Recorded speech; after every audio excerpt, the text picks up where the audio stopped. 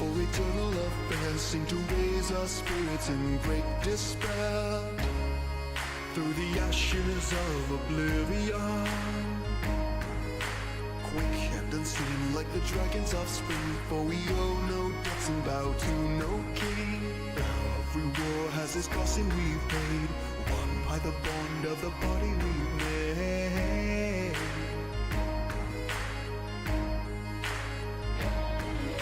War with the call that the battle starts now. As the demons listen, we strike them down, fighting back the rifts of life.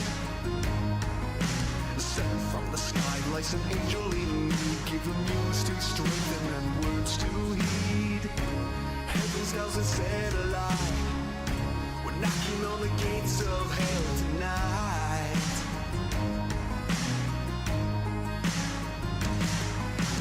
Broken swords and dragons' bones scattered on the way back home, beating to the sound of flashing steel. When the road our heels down, shut the tales and legends talk, strengthened by the hymns of old, weathered out this fighting from his throne, so we sing a traveler's song.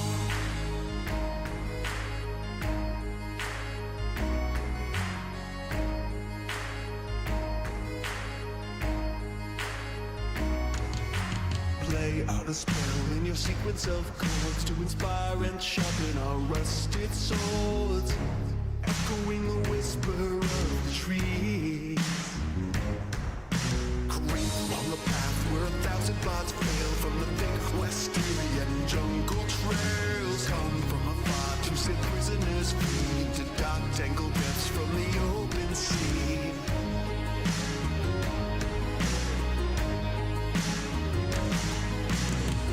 Swords and dragons' bones scattered on the way back home, beating to the sound of flashing steel.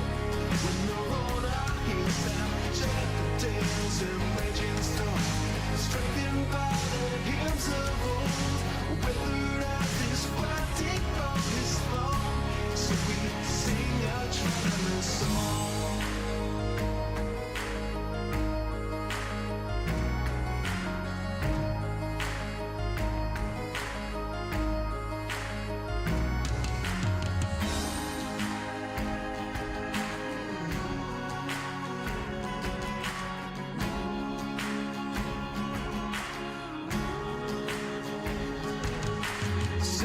Chances don't come cheap, so keep alert and on your feet. An ancient spirit song will heal our wounds,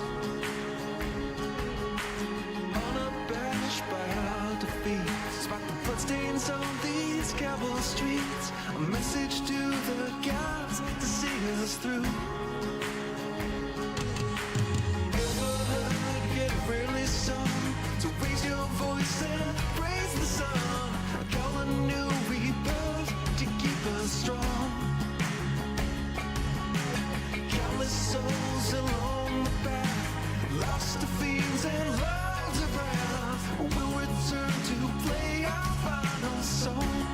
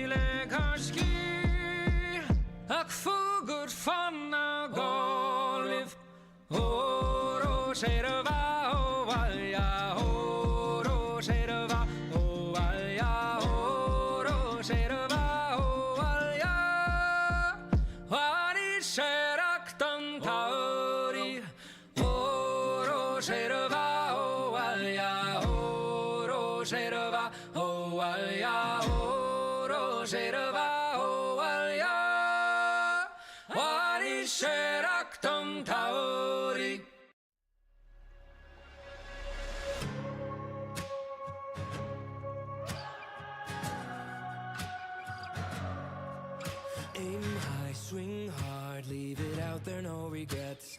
My blood is in the water and the sharks are taking bets. They circle in, waiting for my final breath, but they won't see me drown. I hoist my sails for the treasure in the sea.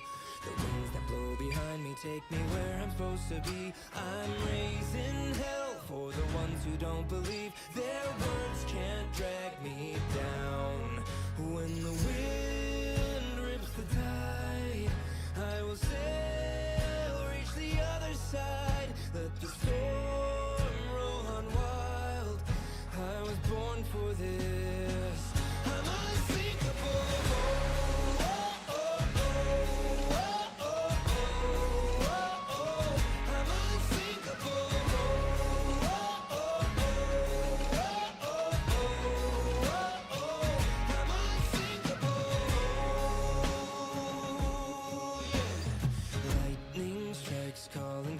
From the deep, the thunder's throwing punches, trying to knock me off my feet. But I won't bow when their shadows cover me. My course is carved in stone.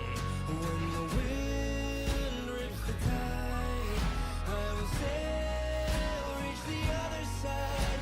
Let the storm roll on wild. I was born for this. I'm unsinkable.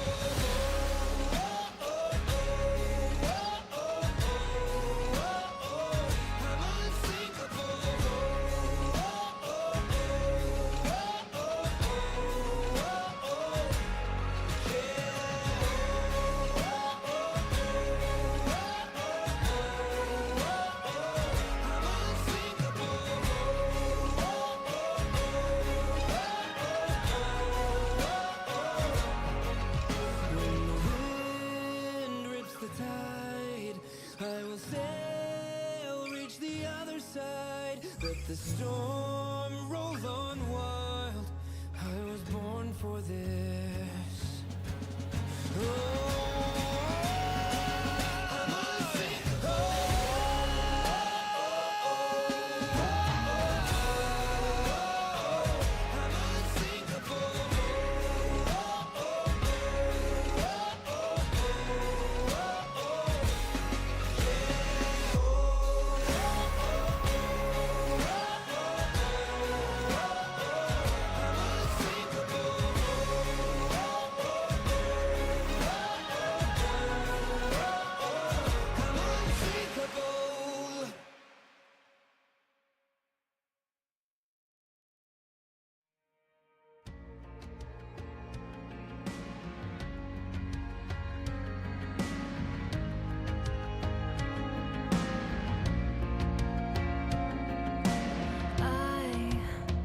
can hear the whispers in my sleep, the voices telling me this should be mine. You claim you trust me. You think I don't see the doubt behind your eyes. I'm gonna build me an empire, and it's lonely at the top, but madness and greatness can both share a face, and nobody will ever convince me to stop. It's my destiny. I was born to play this game, so fear me or love me, it's all the same.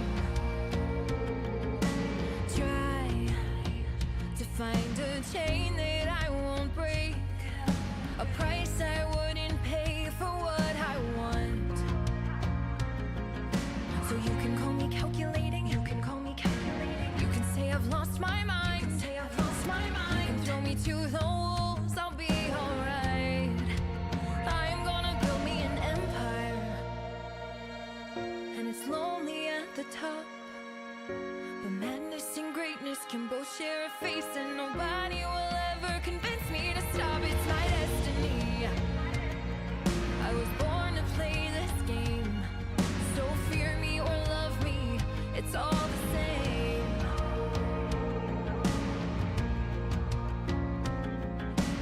Just one word, I'll let the world burn.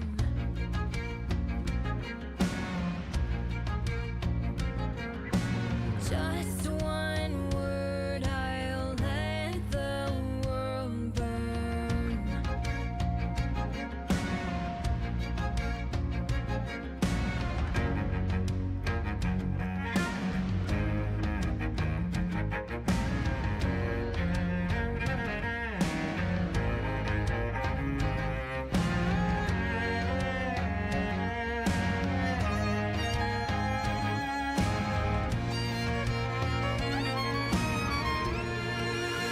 I'm gonna build me an empire, and it's lonely at the top, but madness and greatness can both share a face, and nobody will ever convince me to stop. It's my destiny.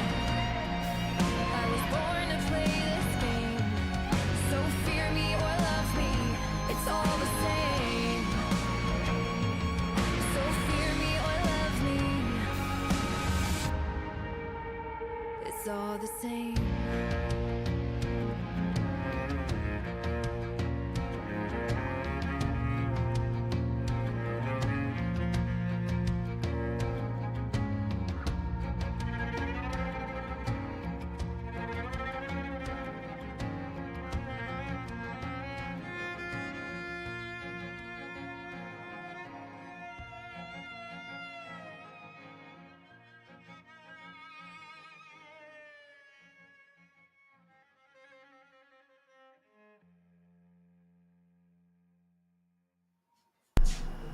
Morning, everyone, and welcome back to our live stream. Yeah, and there's Grimshaw's gone.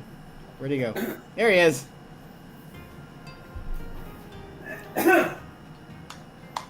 Welcome back, buddy. I had to go grab a drink and my phone. Okay, so I apologize to everyone for the last stream. I didn't realize that you guys couldn't hear me, mainly because everyone else could hear me.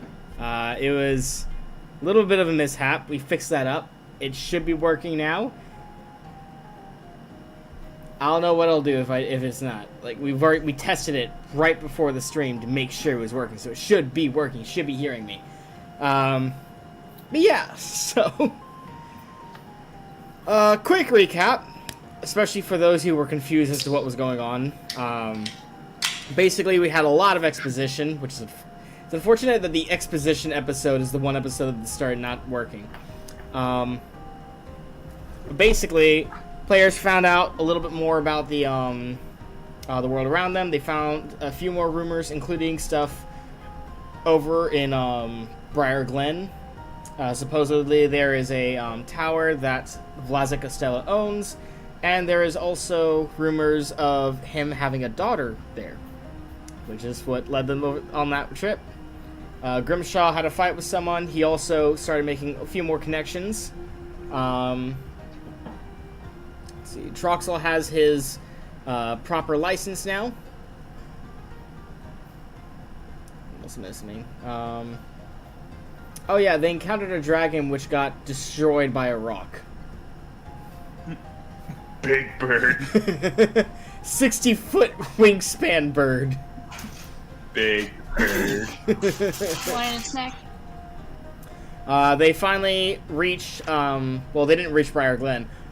They found out that Briar Glen is suffering from something that is causing everyone to lose sleep.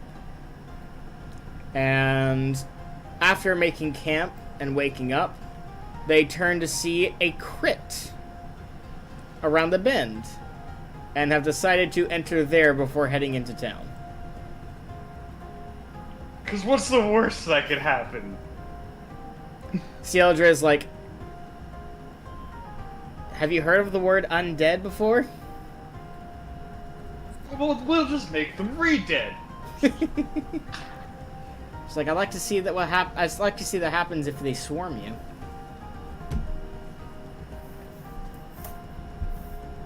Silence. Bridge, Good. we can handle them. Look, we'll jump off that bridge when we come to it.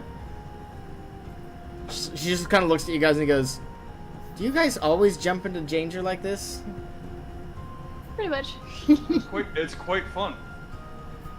Low risk, low reward. Isn't that the motto of bandits?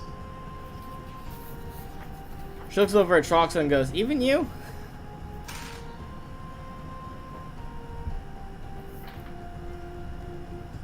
Troxel? Yes, what? Cieldra was just addressing you. They were talking about how you guys were jumping into the, Yes, I heard. Okay, yeah, never mind. Yes, no, we're going in. The drill in my car has Oh, the drill in his car. has built it.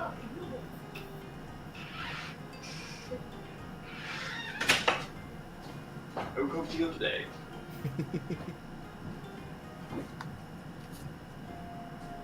Welcome I back. swear I told them not to bother me around this time, but they always bother me around this time. Can't they just shoot you a text? Not when my phone's at 15%. Alright, well, at any rate. Yeah, are you guys ready to head into the crypt?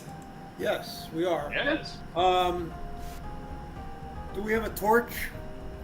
That's a very good question. Do you guys have a torch? I used my last torch. I do. I don't. Okay, good.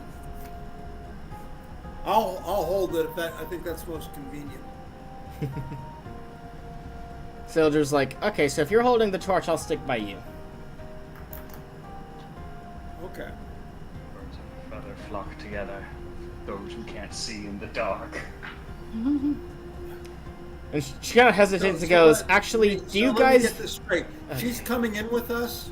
She's just about to ask and say, like, actually, do you guys want me to just wait out here so you're not bothered Her at all? bothering would make our attributes are negative by what? We'd have to roll at disadvantage, basically. Oh, that's impossible. No, she has to. No, seriously, she has to stand there. Disadvantage is so difficult. Mm-hmm. Well, so basically, she gets advantage on all of her physical rolls, and everyone, friend and foe, around her within 50-foot radius gets disadvantage on physical rolls. So, Yeah, it shouldn't bother me because I only have my spells, but. I mean, on that note, that's basically going to give every zombie disadvantage. That's supposedly down there. It's only zombies. You can take care of them yourself, can't you, Grimshaw? 10 or 20 maybe, but if we're talking about a fully loaded crypt with just nothing but zombies constantly coming out of the woodwork, I don't think that. Well, what's the range of her tween? what? What's the range of her tween? 50 feet. She just said. 50 feet? Okay. So And even if she's not going in, strategy, even if she's not going into the I'll- crypt, she I'm not gonna even touch if anything. okay, Tom, wait a second. Even if she wasn't going into the crypt, she would need to she would still need to go back a little ways to make sure her tween isn't affecting you guys. Yeah, we'll have her do that. But the other point I was just going to say is that I'm not going to touch anything like a skeleton or a zombie. You guys can take care of those. I'll work on anything higher, like a shadow or whatever else might come. Because I have limited number of spells. That's fine. That makes sense. That works. All right. So who's going in first and who's going in last? I'll come in last. I'll hold the torch. Lorson guess I'll go second and first. Grimshaw first. Who's going first? Probably I guess would I'll be- go first. Yeah, I was gonna say. Well, yes, technically Grimshaw would be first normally. He gets hit a lot more. So let's focus on sending the person who doesn't get hit as often. Okay.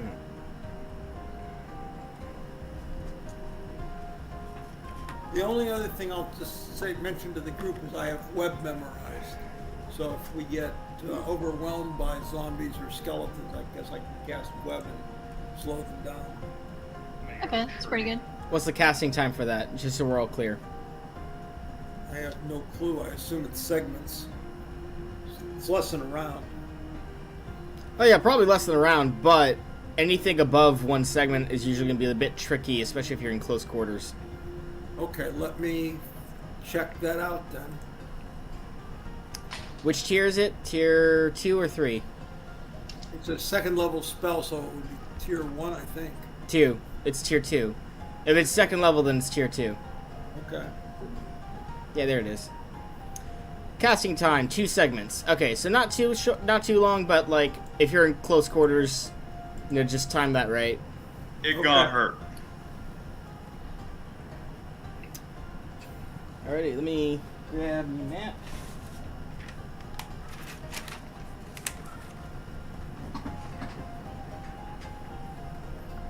Alrighty.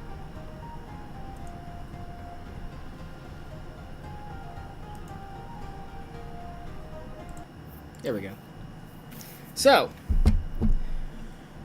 you descend into the chamber. It goes down for about, what? I want to say 10 feet underground. Let's see here. Which room? There we go. Stonework is horrifically human. From what you can tell, this room that you're entering into looks to be the prayer room. You can see an altar set up in the center. There's some unlit candles, bowls of incense, sacrificial bowls. There's a prayer mat, what looks like a prayer book, and a set of holy rites, and then like a lantern or two. You see like 2 sets of armors set up on either side, and it looks like there's a couple of coffins here and there. I'll use a torch to light one of the candles or 2 of the candles, and then also one of the lanterns. All right. Solid choice. I don't trust the coffins. What kind of armor? No, I was good. I was. in that armor. The armor looks to be about plate mail. It's old though, very old armor. Yeah, it wouldn't be worth taking. It's basically ceremonial armor at this point. I have No. no understanding of armor, so I have no comment on that. Depending on how long it's been sitting, how long this crypt has actually been here, that armor is pretty much rusted through. And considering that we're in a crypt in general, I doubt people come down here and Maintain. do their due diligence. Usually, yeah, so basically the prayer room is essentially for initial burial. Preparing them for burial and all that kind of stuff. or on the off chance where they feel like something's gone wrong and they need to purify the area or whatever like that. Yeah, so there's no maintenance here. No maintenance. Garbage. Any inkling on if the crypt is dedicated to a god or not, or there's just a burial crypt? Roll an intelligence check. Intelligence. 7. We are not intelligent today. You don't see any signs that it's dedicated to any that the crypt is specifically is dedicated to a god. I'm not doing well with stuttering today. It doesn't look like the crypt is dedicated to a deity. It looks like the crypt is dedicated to some kind of nobility, someone important who died ages back. The words are not wording today. Pretty much, yeah. I will say that actually, hold on. Yeah, no, you're just rolling to figure that out. You weren't rolling Well, for the is altar. there any sort of crest? Is it a crest? Yeah, because if it's dedicated to nobility, there has to be some sort of crest to say what family they're from or something like that. Roll an intelligence check to see if you can spot it. 10. All right, so looking around, you see symbols on the altar, obviously, and then continue to look around. You essentially find like a kind of like a coin with a unique mark on it, one that you don't recognize. Ah, yes, that is a Greek denarii.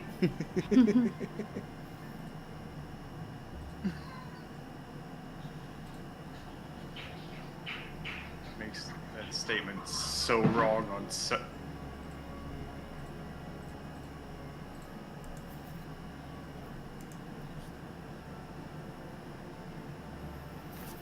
You okay? Yep. Grimshaw, you okay? There are several sounds going on outside that concern me. That's not good. I live in the city. We play the wonderful game of, is that fireworks or gunshots? Ah, jeez. Yeah, I have to play the game too. It's fun. Thank God it's not 4th of July. Yeah. That being said, let's continue. Yeah, let's continue. So, we're in this crypt. We're in this prayer room. Are there doors? There is a door on the opposite side, yes. There's nothing else in this room right now. Not right now, no. I'm gonna go up to that door, press my ear against it, and see if I can hear anything on the other side. Roll hear noise. That's a D20, right? It's a D20 Yep. low or high? No, D100 and percentile, so lower. You can see your chance on your character sheet. That would require me to pull up my character sheet. I think it's 10%. That's the base requirement. That's different. Yeah, so I gotta roll 10, so I'm probably not here.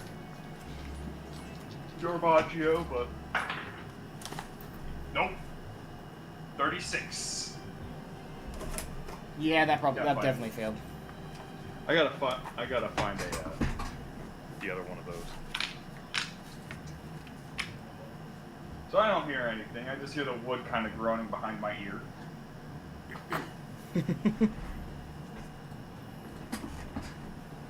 Yes, you sounds like elf magic.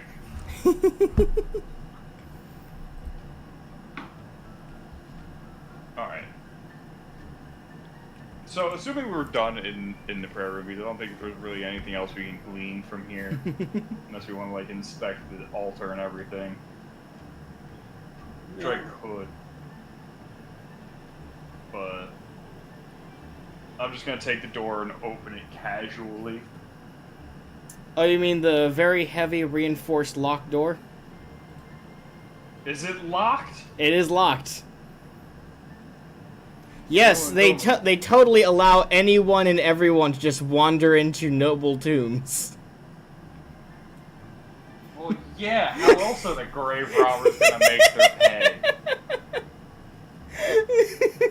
Anyone got a lockpick? Trying to see if I do. I do not. I do not.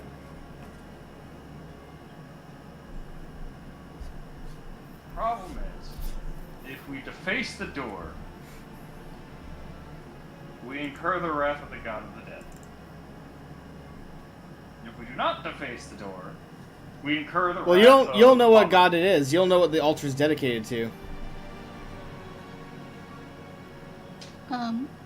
If we Can I break the look door for a key? down to a mausoleum, to a crypt, we incur the wrath of the god of the dead. Ergo, we are breaking into a place that is quintessentially his. Whether that's true or not is irrelevant. This is just my thinking through it. If I can don't look for break a it key of down, some sort. Well, what? if we don't break, A go key. ahead. What about a key? T is looking for a key. Oh, For the door. you're looking for a key lying around in the same. Okay. Roll an intelligence check. I mean, you never know. There could This be isn't Skyrim. They don't give you the key. Nope. Natural Nope, 20 it's an looking 8. for the key on the altar. It just happens to be laying right on the altar. I was about to say, oh, they just kept it under the mat. No, they don't do that. Most likely, the key's going to be in the hands of the high priest in the town. Okay. Well, then that's who we need to go talk to. Or we could go knocking on heaven's door. We could do that too. But we risk waking the dead on that one. And I really mean waking the dead. I mean, do we want to break down the big, heavy wooden No, door? no. One other thing. What I do other not thing? have knock memorized. Sorry. Oh, you're checking to see if you had knock memorized? No, but I have detect invisibility instead. See, there's a lot of spells out there that people usually don't think about having, and it's like, oh, wait, it'd be really useful in this instance. No. I think about having them. No, I'm not talking about you specifically. I'm talking about, like, when I talk to most spellcasters, especially, like, so, like, there was one time I did, like, a one-off for 5th edition, and they had preset characters, and I looked at the spells, and I'm like, this wizard preset character only has offensive, like, combat spells. Like, where's all the utility spells? What on earth? So it's just, yeah, it's kind of frustrating. But how long does it take to memorize a spell? Because I'm not sitting down here for an hour. Well, we can either go to Can you knock the lock off the door? Is it an internal lock or an external lock? If you're talking about, like, is there a lock hanging off the door, then no, it's an internal. I mean, I could theoretically just hit it really hard with my hammer. I think But you again- should do that. Again, if we do that, that's gonna wake the dead. That's And okay. then- That's my vote. And Okay, unseen I want to clarify something real quick. You are a neutral good magic user who is of a high nobility, About and to you're go saying, great hey, let's robbing. break into this crypt for a noble instead of going to the high priest and asking permission first. Yes, I don't. The I dead don't see are a dead. problem with this. I don't have any problem with the dead. Okay, well that's not how that works. You're Right. okay. The whole point of a crypt is to honor the dead. You are of a nobility. You were raised with that standard. You are neutral good. Your character wouldn't gravitate towards, hey, let's break into this crypt. That's a Grimshaw thing. That's an Not like- that's like a chaotic evil thing to do. No. Or neutral evil. I think you guys view good and evil incorrectly. You view evil as doing things for yourself. Yes. I do. No. I view evil as doing bad things against others. Okay. First of all, this is my world, so there is going to be like I'm determining how. Okay. Like, what's the definition of them? So, evil is I care about myself than other people. I'll do what I want regardless of what happens to them. You'll do evil to them without any concern to your conscience whatsoever. Goodness is, I care more about others than myself. I will go out of my way to help them whenever I can. And if it comes to, like, another good example is, if I have to sacrifice myself or sacrifice them, evil would choose themselves every time, good would choose the other person every time. I have no problem with that, but in terms of the particular case that we're looking at right now, which is a crypt of dead and or undead are definitely evil. You've had no evidence that there's undead in this chamber.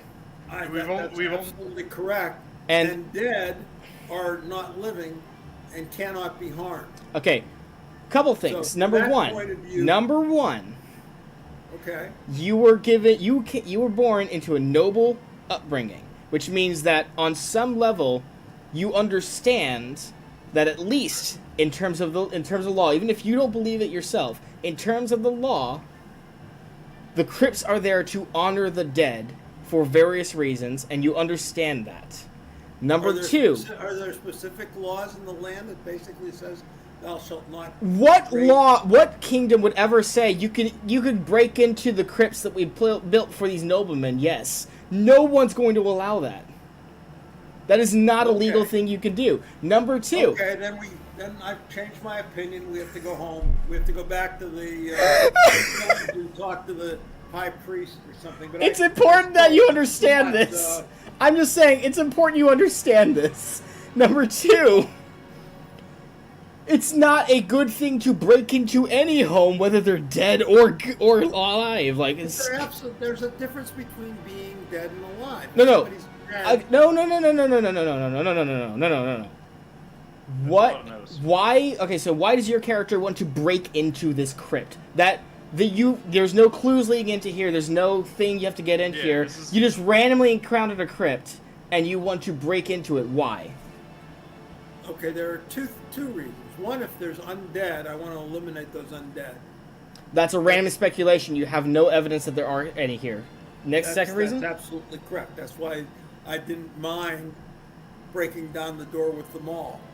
And then the second point is that there might be some loot that we can use. And this is a world that is, what would we call it? It's so you want to rob the grave.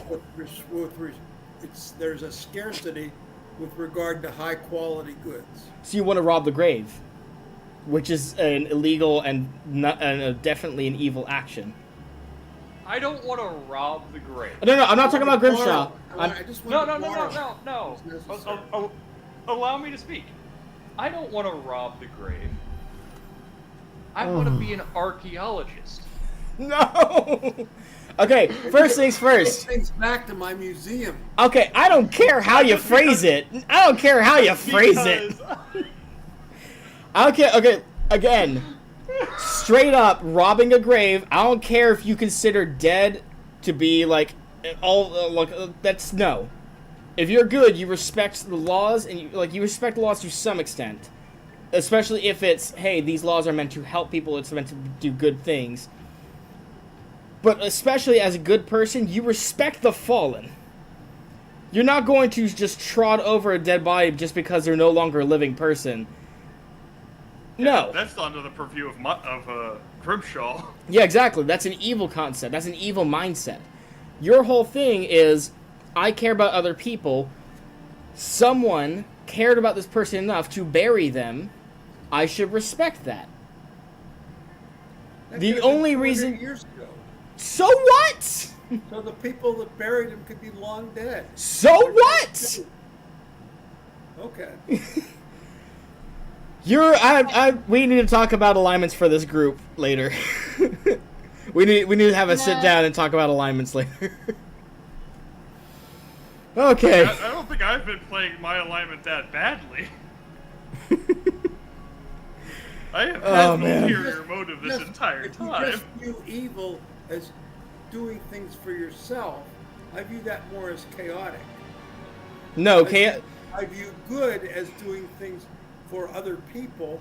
I do evil as doing things against other people. No, chaos has nothing to do... Laws that are specific. Chaos has nothing to do with, I want this, so I'm going to do that. Chaos and law are usually, they're specially defined based on what moral alignment they're tied to. So, for example, chaotic evil is, F all of you, I'll do whatever I want, and I'll slaughter anyone who gets in my way. Chaotic good is, I don't care what the law says, that's wrong, and we need to stop that. Lawful evil is, I make the law, you break the law, I break you. I don't care what anyone says, I make the law to benefit me. Lawful good is, we place the law to protect the people and to help promote goodness. And then, of course, you have neutrality, which gets into the whole thing. But the whole concept is, good cares about other people, evil cares only for itself. That's the whole concept. Thank you for sitting in on our TED Talk. We'll be here next week.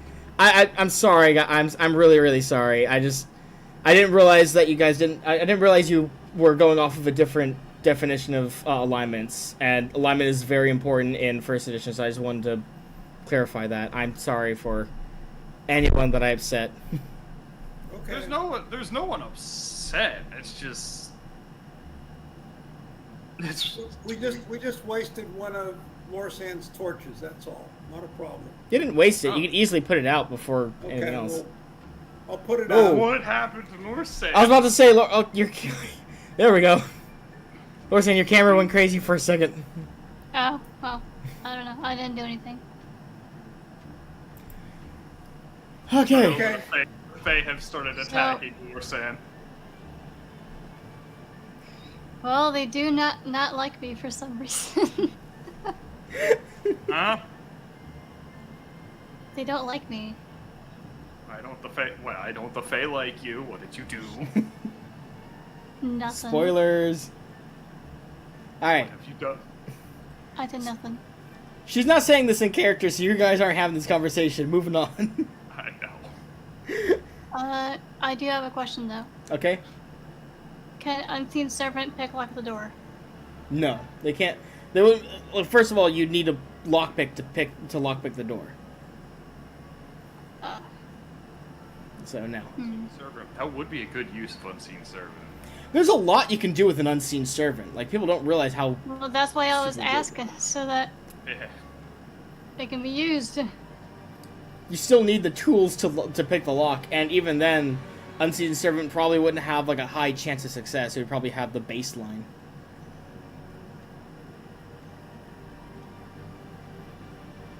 Yeah, Though, to I'm be not- fair, given my dice, it probably would succeed anyways. Listen, all in all, I am not here to incur the wrath and deal with what could potentially be hundreds of undead. We don't know how deep this crypt actually is. We don't know what's in this actual crypt. We are only in the prayer room of this actual crypt, which is horrifically human. We need more information. Although I am getting bad vibes about this place. They did not even come and bother to take care of the nice suits of armor on the walls.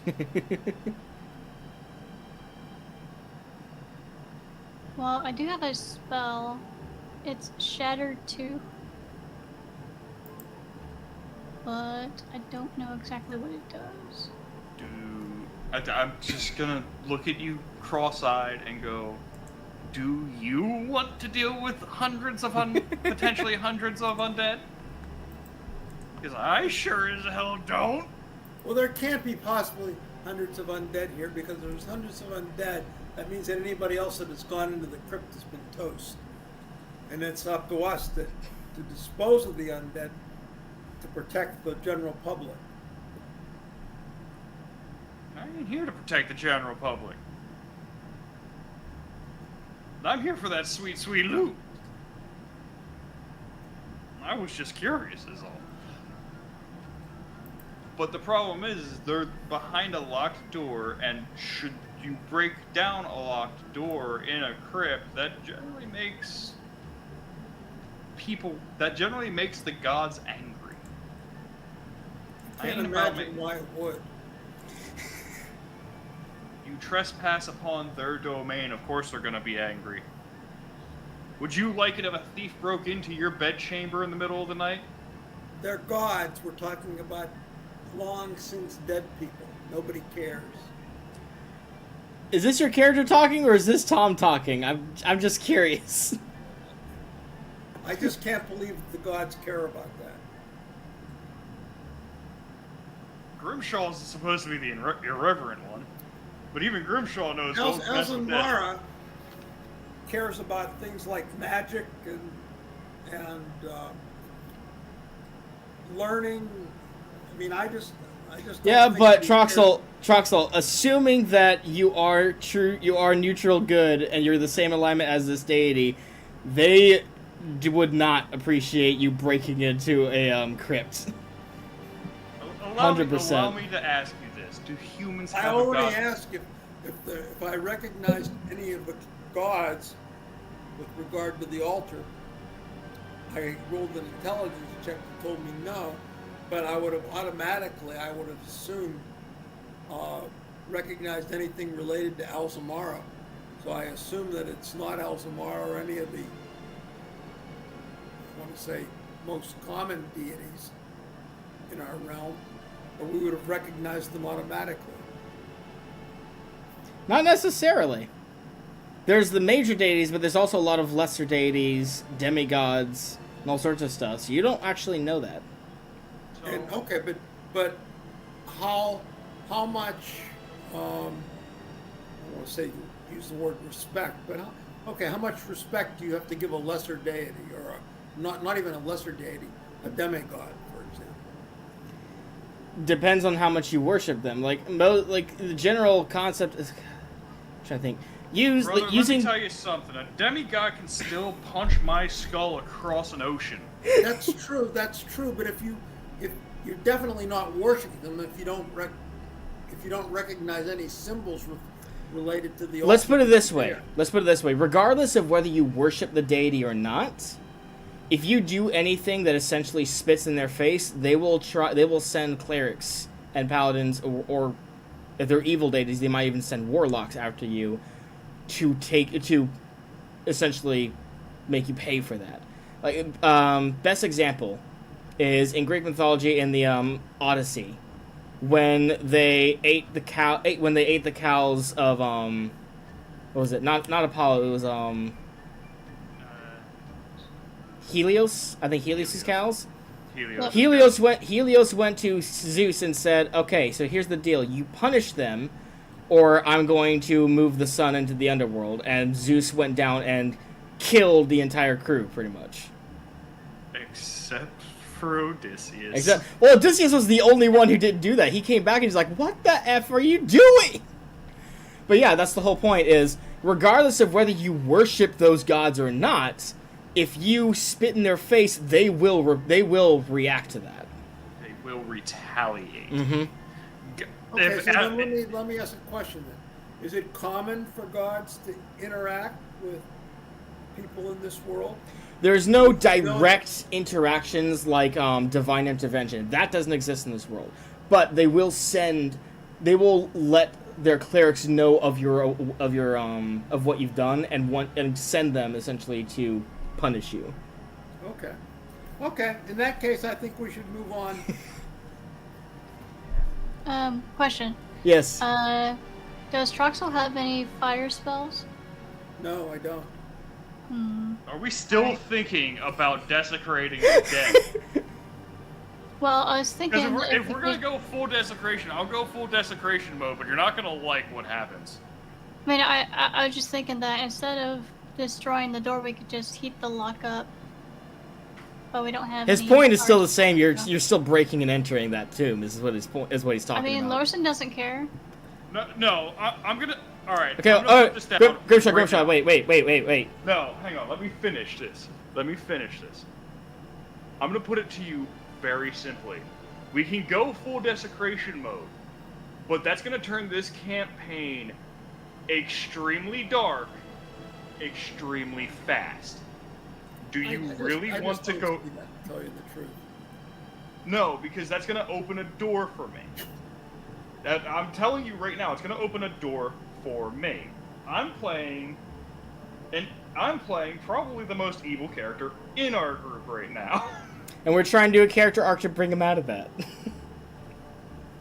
Trying. Okay. Trying. If we break into this tomb, that's out of the window, pretty much. Yeah, That's no, what he's that's saying. straight out of the window.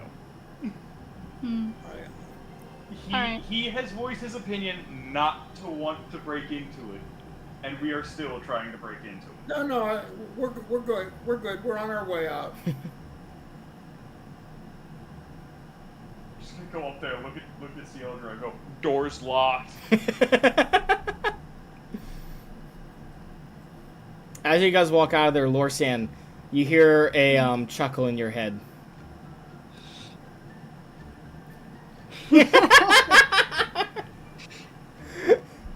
He flips off the sky.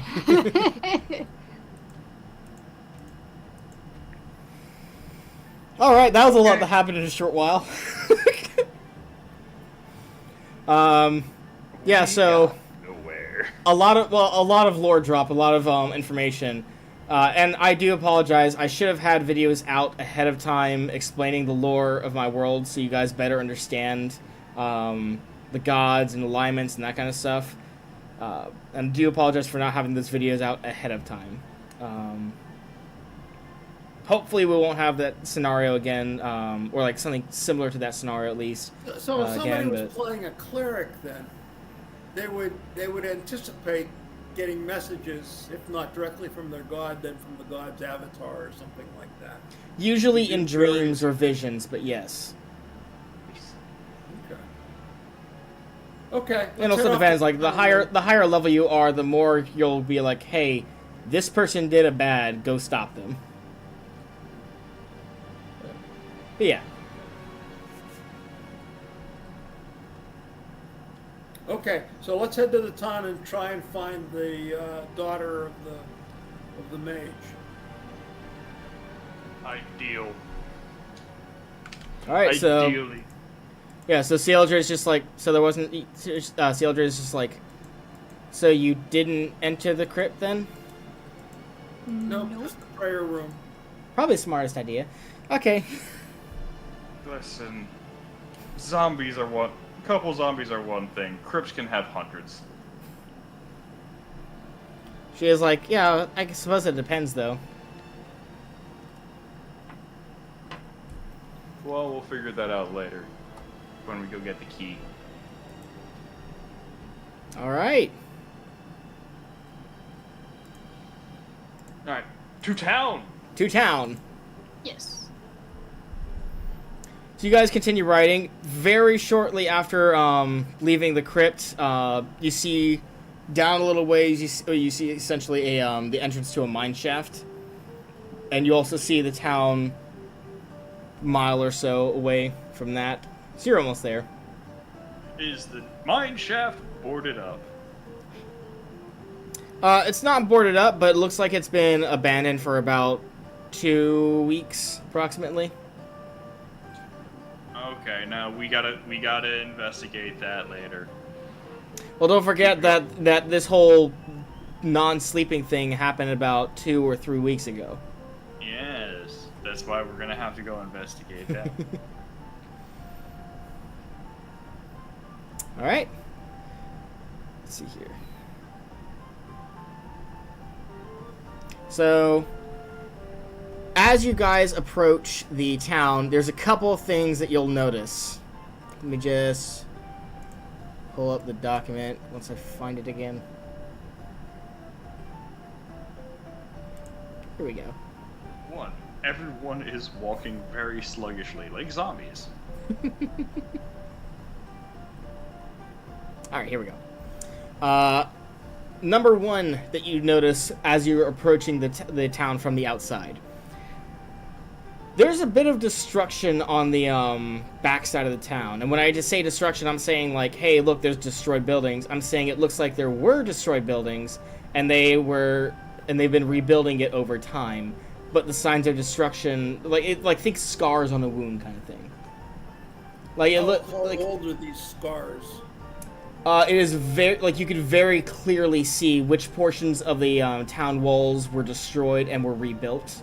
Like, it's very evident. Grimshaw, I want you to roll me an intelligence check real quick at this distance. Intelligence. I got a 78.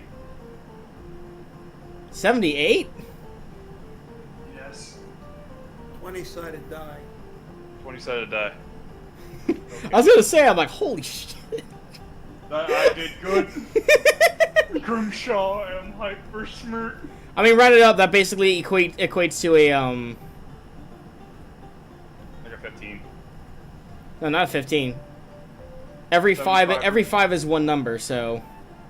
Yeah, 78. Oh, yeah. So about, okay, no. So not 15, it would be like 16. 16. Yeah, yeah. Okay, so yeah.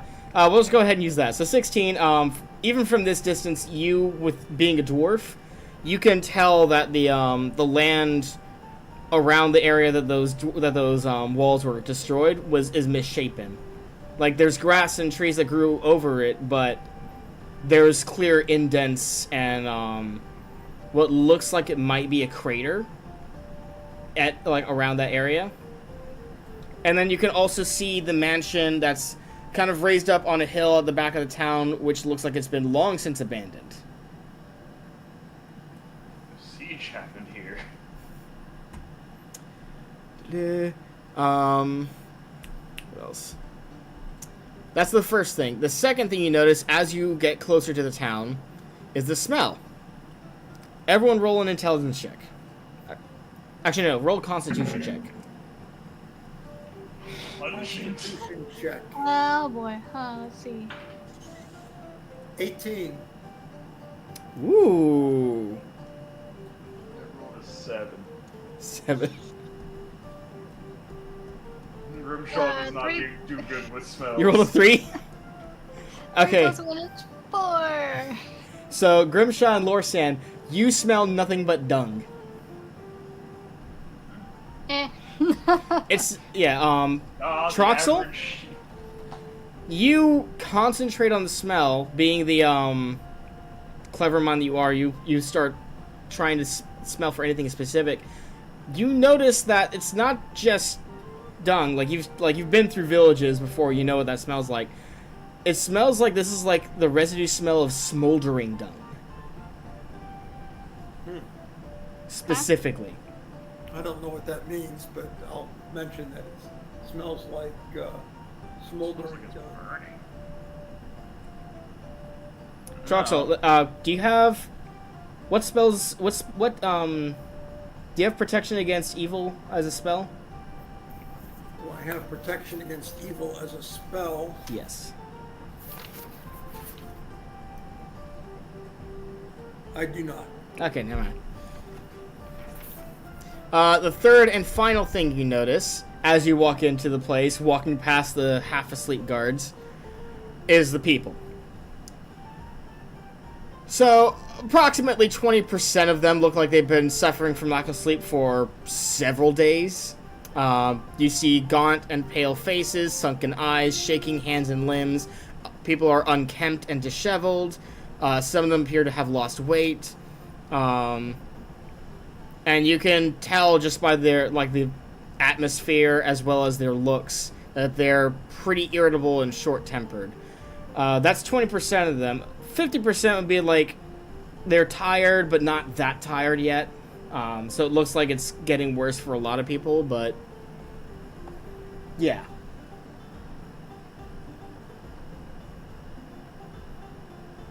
Okay. Okay, that accounts for 70%. Sounds I'm- like it's So we're just like 30% of the people just like, yeah, I've lived like this my entire life. no. It sounds like people have to make a saving throw every night or every day. Some of them make it, some of them don't. And then over a period of time, you get a bell curve.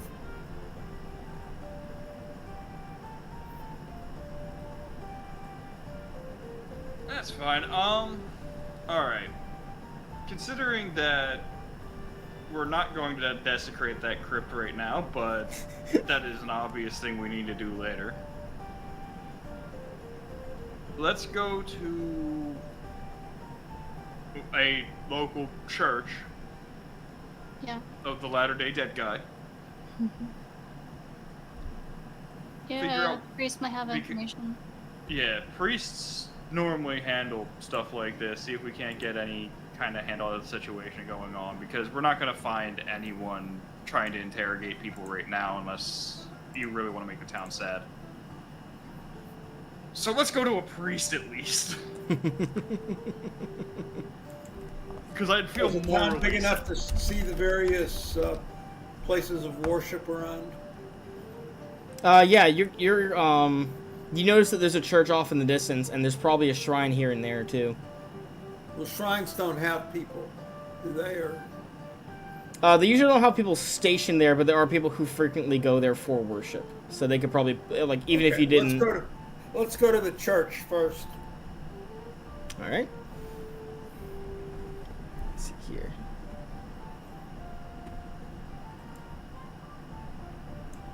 Pull up.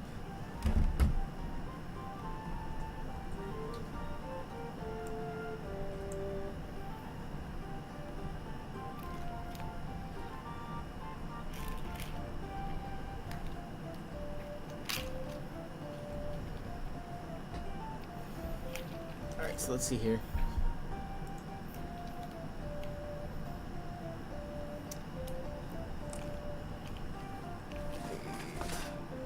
You.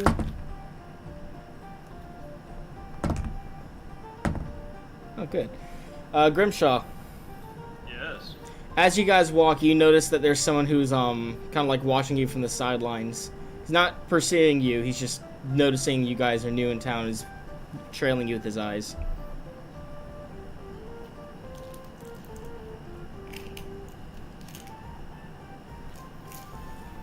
You guys go to the church. I got something I gotta take care of. Okay.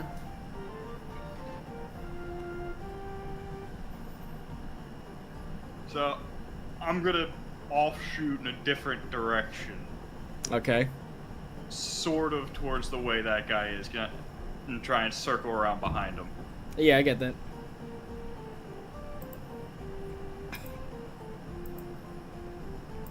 You successfully come around.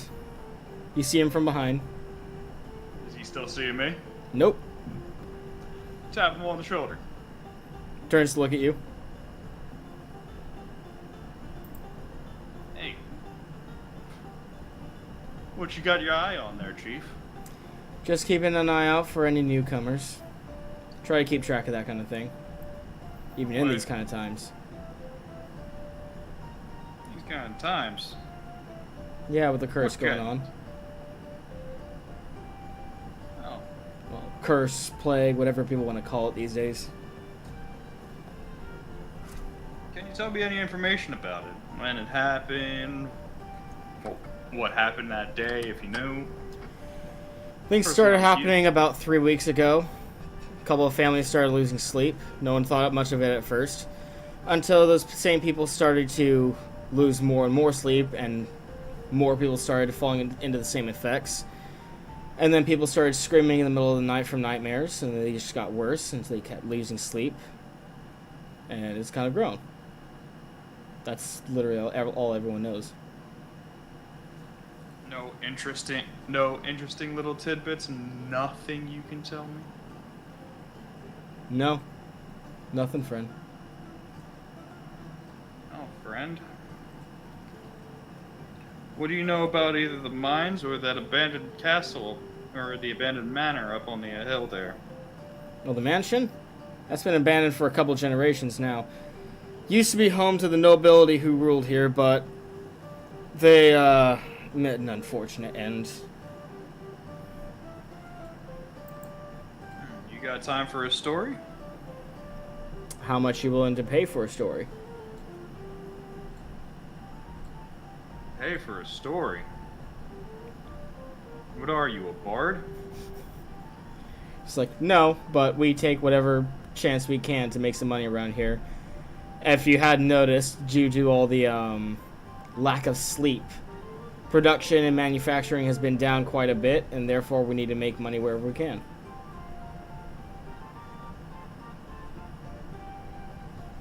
Tell you what, I'll give you a couple copper for the time. How much? What's a meal around here? It tells you decent meals going like a poor man's meal will probably be 5 copper at this point, and a moderate meal will probably be 1 silver, maybe a silver and 5 copper. I'll give him a silver and be like, let's get yourself fed, or get you and your family fed.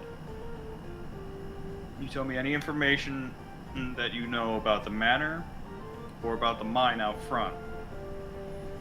So I'm kind of concerned why it looks kind of closed at the moment. The mine or the mansion? Well, the mine's been closed relatively recently. Looks like it's been closed since the sleep problem started to happen by the sounds of it. Yeah, they'll do that when people start, you know, getting into accidents because they've been sleep deprived and they got buried in a rock by digging in the wrong section.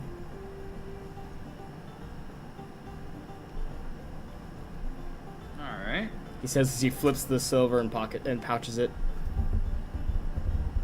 What about the manor? It's been empty since the nobility was kicked out, he says with quotations. Kicked out? Does look like a war happened here not too long ago, but... Oh, no. Whatever damage happened to this place happened hundreds of years ago. That little mansion dispute, that happened about 50 years back. Alright, let's hear about the mansion dispute then. This should be interesting. Well, it's quite simple. The nobility started acting a little bit more tyrannical, started acting like he owned everyone. People started getting tired of it, and then a couple of individuals, if I could bet money on it, I would have said that it was the Knights of Reckoning, riled up the people and led them against the nobility, overthrew him, killed him, and no one's used it ever since. Some say it's haunted. Haunted or not, sounds like your sleep problem's gonna cost a pretty penny to fix. You know anyone I can talk to about that? Or will everyone give me the same song and dance you just did? You could talk to a couple people, but they probably don't know as much as you hope. Everyone's been trying to figure it out. There's the apothecary, there's the priest, there's the local mage.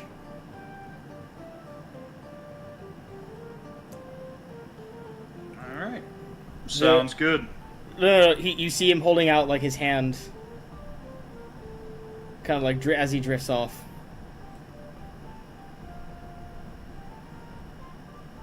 I'm gonna take him, but I'm gonna grab his shoulder lightly as he drifts off to sleep and just lay. No, not to sleep. He's holding his hand out as he's like, oh yeah, there's a priest, there's the apothecary, there's the local magic user. I fed your family, that should be enough. He just looks at you and goes, I have a big family. And I don't have deep pockets. Or patience. You wouldn't want to waste mine, would you? He's like, listen, all it takes is one call, and a lot of angry, sleep-deprived people will come here. You can't really... Nothing you do will scare me. Come on. Not a red cent, Chief. You got your money. You can have all those angry people come to me. You're just dooming the city. It's like, you don't want that kind of name on you. Not with what's going on in the kingdom right now. But, regardless, if you ever do need more information, hit me up. I'll be sure to. He starts walking away going like, I'll be at the only ale house that's open in this damn place right now. It's the only thing keeping people happy, probably. Pretty much. Alright, Maybe back we'll to you drink. guys. To the church. You guys arrive at the church. Yep. Just in time to see the finishing of a funeral.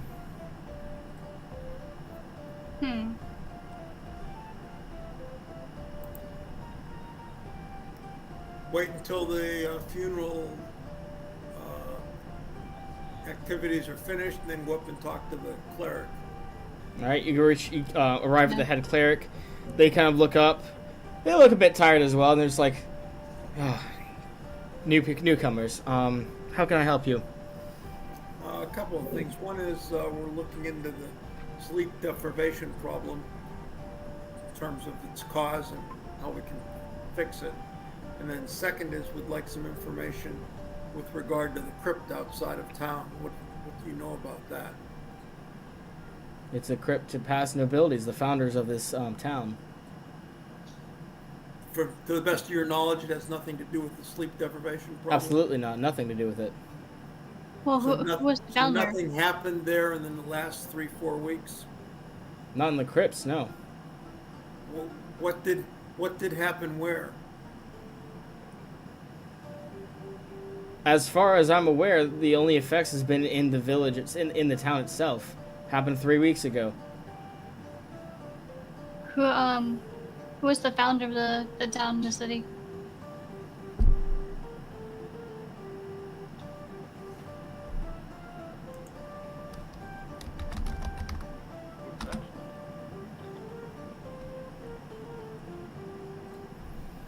One second. Hey, look up something.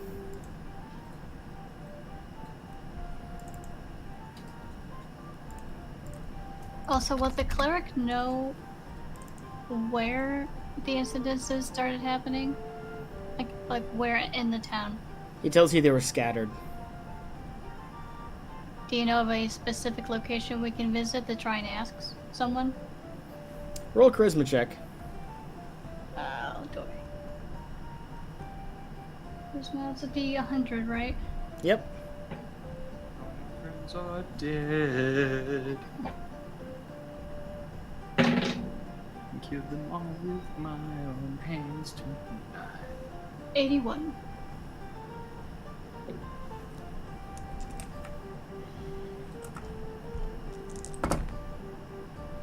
Plus 1. What do you mean plus 1? My charisma, I have a plus Reaction 1. modifier. Use the reaction modifier. Plus 10, so 91. There you go. Oh, that's the waiter. I don't want the waiter. Hold on.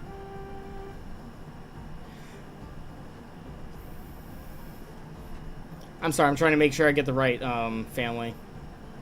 You're fine.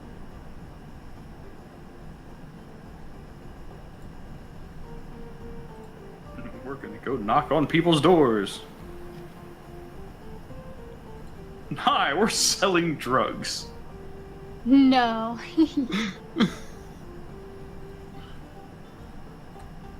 Selling Somnus from the Final Fantasy series. Stuff that makes you sleep and might not let you wake up anymore.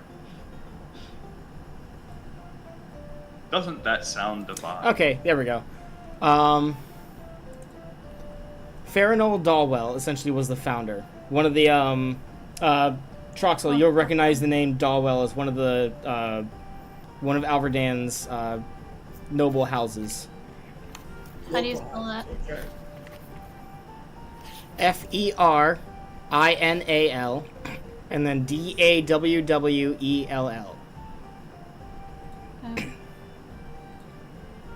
So that was his. Correct. Fairy Dog Bowl. Got it. Got it. His name is Fairy Dog Bowl. Not that I would know Yeah, I was about to say, you're not here. yet. Grimshaw, you might want to turn the lights on. Nah, we're fine.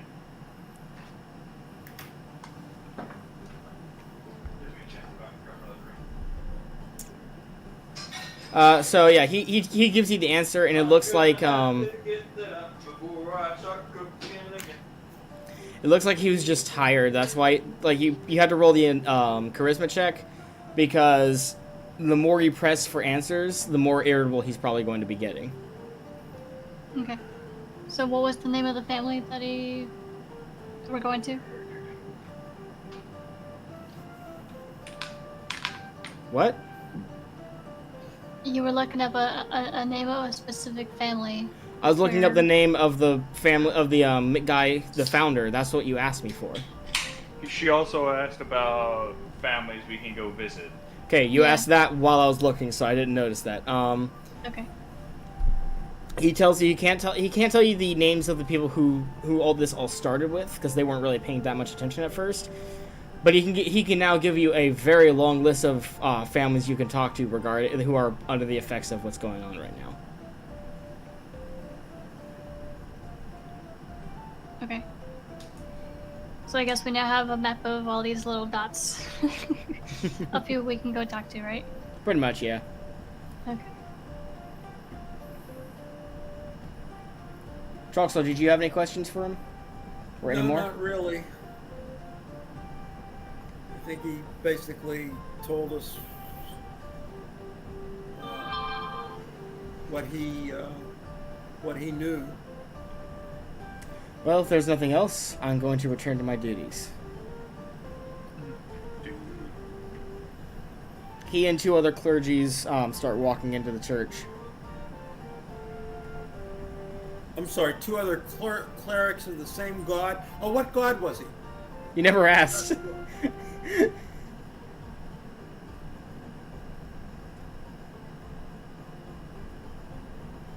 Did I miss it? You never asked him. No, I didn't. He worships the god of putting it off till tomorrow, or Procrasticles. Procrasticles. I like that, Procrasticles. You guys see Grimshaw catching up with you guys now. Okay. Find out anything useful? Not especially.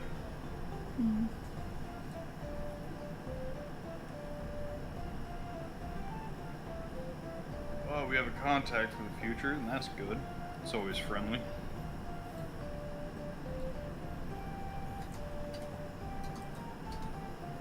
Alright.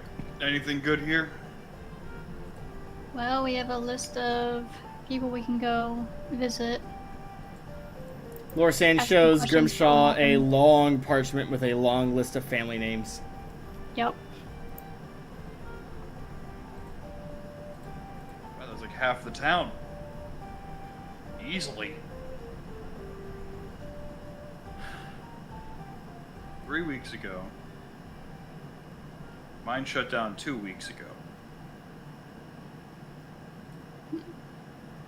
So they shut it down because too many people were getting hurt, which doesn't sound like a mine foreman at all, but that's besides the point.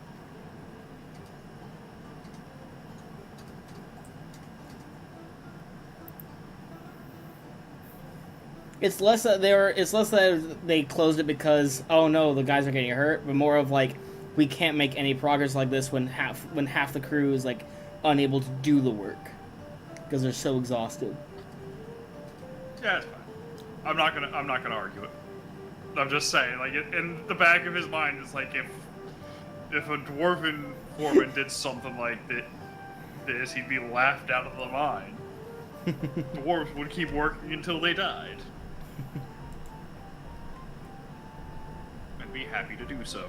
Alright. I'm not worried about the mine so much. The mine will start back up once that happens. Once we get people schmoving here. I'm really interested in that manor, honestly. Do we learn anything about the manor? Other than the fact that it may be haunted?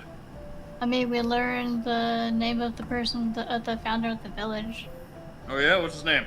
Arian Dawell. Fairy Dogville? Alright. Sure. Fairy Dogville. Gotcha. Where is he now? The place looks like it hasn't been inhabited in a couple hundred years. No. That's Farian Dawell was the person who's buried in the crypt. He was not the person in the mansion. He might have originally built the mansion, but he was not the most recent noble in that mansion. So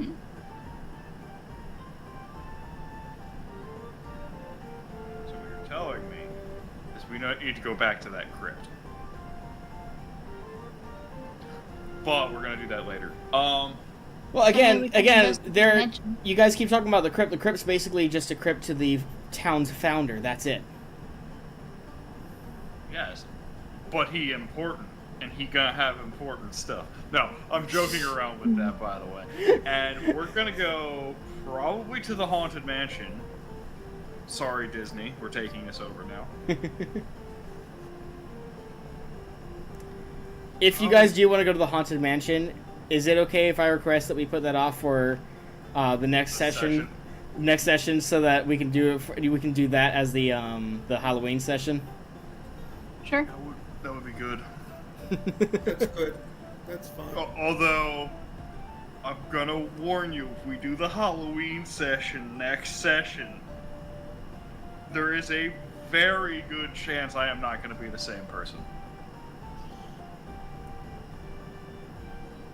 As in, you tried laying to dress up. No, no. I will not be dressed up. I will, however, not be in my right mind. I will be in my left mind that day. And if any of you know what that means, I'd start clapping right now. If you're talking Alright. about left and right brain concept, then I get that. If you're talking about something more subtle, then I don't know what you're talking about. I'm trying to be subtle here, but We'll talk about it afterwards. All right, so what do you guys want to do for now then? Well, we can, I guess, go talk to the townspeople. Or go to the mine. we could do the mine. I don't think the mine's Yeah. going to help.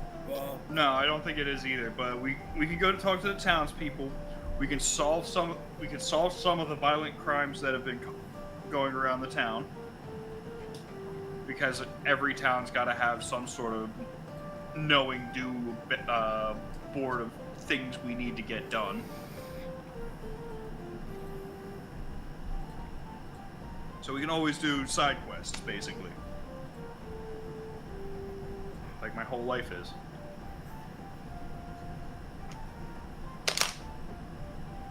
Try and get that mine open, though. Got that mine open, that'd be very beneficial to us. Yeah.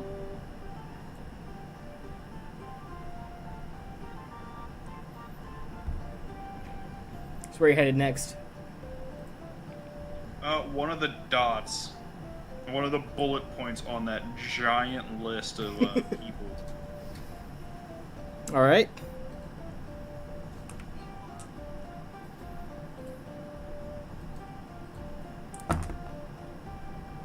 Ooh. All right, you start knocking at a door. They open up. Person looks like they've not slept in like 3, 4, 5 days. They've been through it.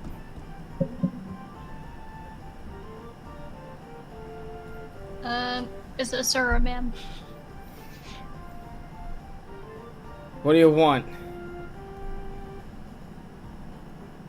Alright, well, my companions and I are trying to investigate, find out why everyone is having trouble sleeping. You're what? We're private We're trying to investigators. help you. And how do you expect to do that?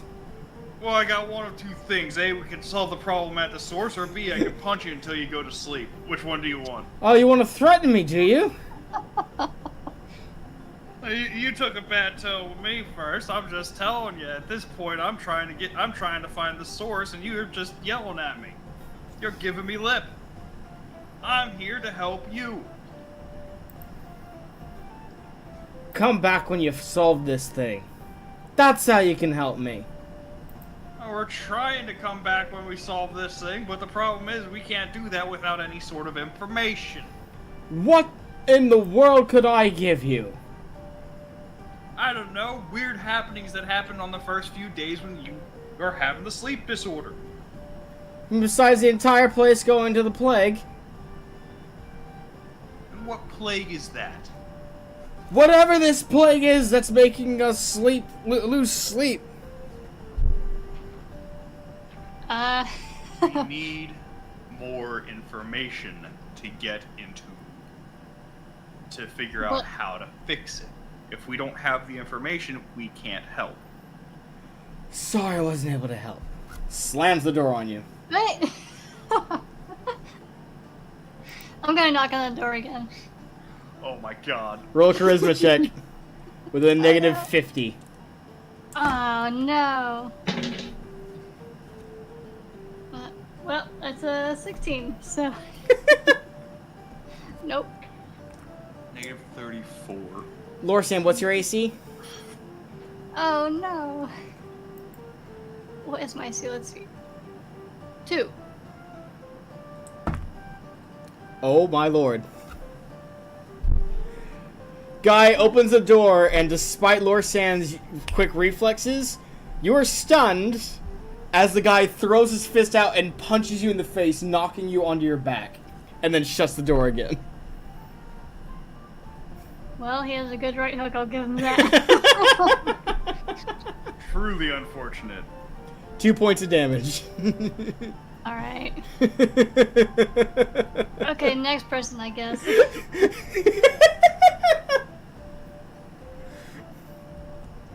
I should let someone else do the talking. I was about to say, Troxel's just kind of sitting here watching this whole thing.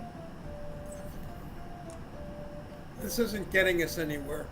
It's a type of evil, we can smell it, or I can smell it, but I assume basically when we're traveling around the town that the smell doesn't differentiate. Yeah, it doesn't differentiate. It just increases and lowers and like, hey, it's a little bit intense now. Oh, no, pick back up again kind of thing.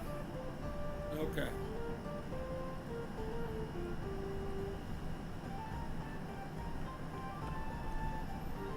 So, Well, I guess we hit the next person. roll a charisma check. Alright. Everyone roll a charisma check. They have telephones! 92. That's not bad. Would you like to talk to your savior? 84. Me. What'd you roll, Troxel? 84. Okay. 94. Alright, so before you guys approach this next person, you talk it over and decide that maybe raised voices is the worst possible thing to do when speaking to sleep-deprived people. And you take a different approach. Alright, somebody get me pots and pans. This time, How about Lorsan... you needed the talking yet? Yeah, Lorsan opens the door again, and... you knock on the door, and you see, just like Bart just said, sorry to interrupt. Lorsan knocks on the door, and they see a teenager open up the door. They look like they've lost some sleep. They've gone at least one day without sleep, but it's not too bad just yet. They're a teenager. One day of sleep isn't terrible. Yeah. Hello. My companions and I are, I guess, trying to figure out why everyone is losing sleep in this town. Do you know of anything different that's been happening recently? Let me roll an intelligence check. No. They don't know. They can't think of anything immediate. Alright. Well, when did you and your family start losing sleep? They tell you that they started losing sleep about a couple days ago. Okay. Did you notice any strange smells around the area, around your house? No?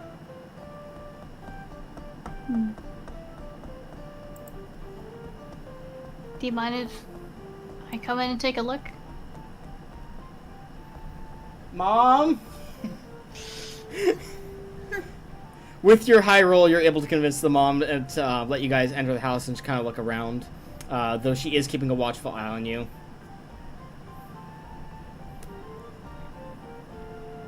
She talks about how the priests think it might be a curse. Some of the other people think it might be some kind of plague going on.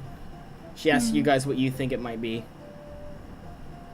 Well, we're not sure just yet. That's why we're looking around, asking folks. Just trying to eliminate possible causes.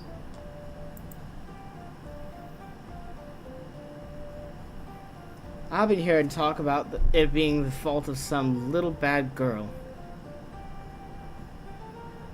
A girl? Bad girl, huh?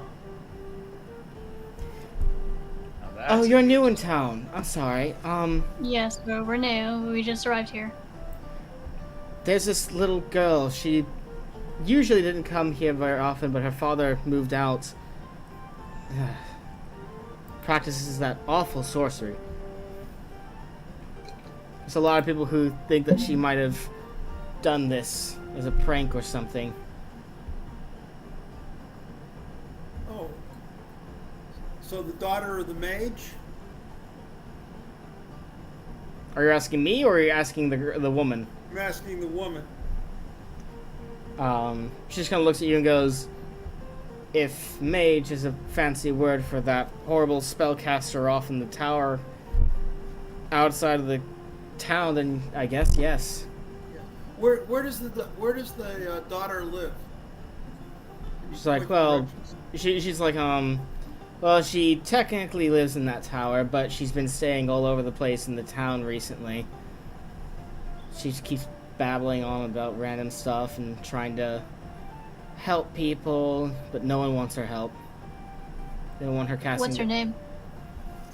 Let me pull up the. Here we are. Her name is Lyrian Whitewood.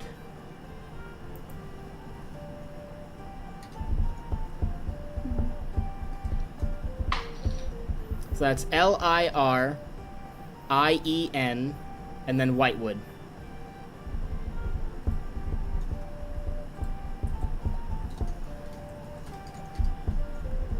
I think we need to go and see her.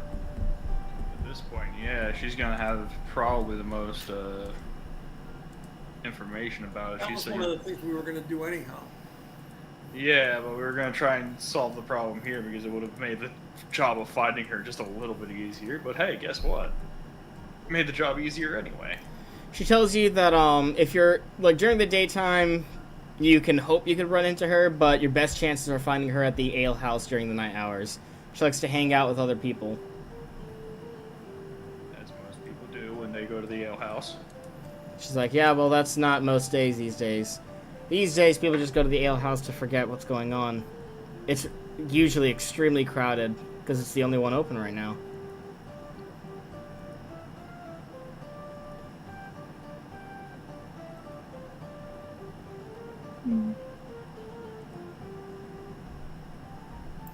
What time of day? After lunch, I assume. You're kind of like before noon right now. Before noon, okay. We got time to kill. Well, let's just try and find where she lives. Let's go to the tower and see if. Tower ain't gonna help us. Tower's floating in the sky. No. Remember, you heard a rumor that Vlazet owned multiple homes, and one of them was rumored to be in Briar Glen, or at least in that region.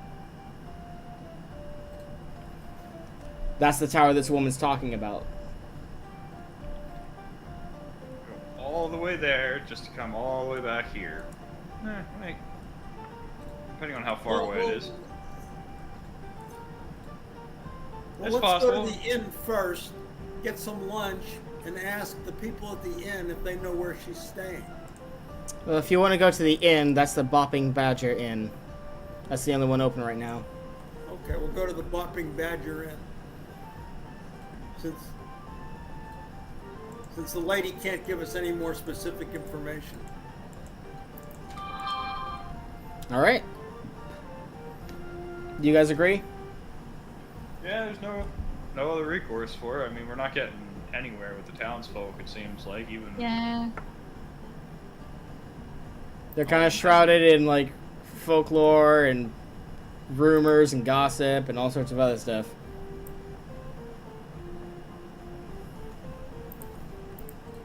It's all gossip at this point, and we're just trying to weed out what gossip can't be true. Considering we're in a magic-filled area, it's entirely possible that it is all true. On your way to the Bopping Badger Inn, you like as you're passing by people, there's a woman who just starts breaking down and sobbing on the road, and a couple of people rush to console her.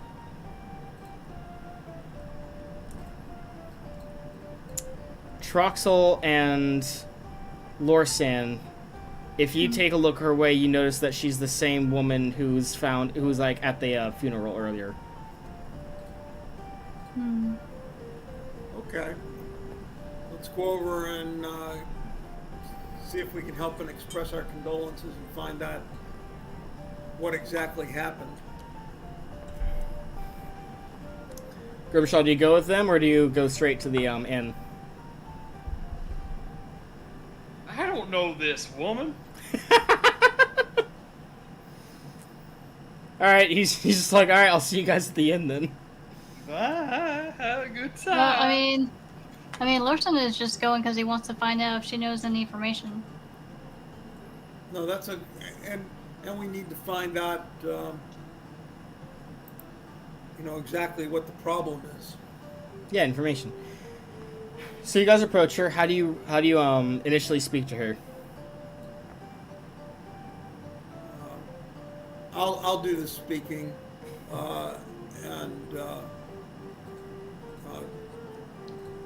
good morning, ma'am. We saw you at the funeral, and we wish to express our condolences for your loss. And we were wondering if there was anything we could do. She looks up at you guys, still sobbing, and notices that you're perfectly refreshed and you're not at all sleep deprived. She quickly rises to her feet, rushes over to you, grabs onto your robes, pulling you closer as she says, please find my boy. What's the name of your boy? And where did you see him last? She tells you that his name was Johnny. He insisted on hunting for food for the town, despite everything that was going on and despite being sleep deprived, and he never returned from the woods. Later. Which woods did he go to? Which direction from here? It's all the same woods, but essentially he went from the same entrance that you guys came in from.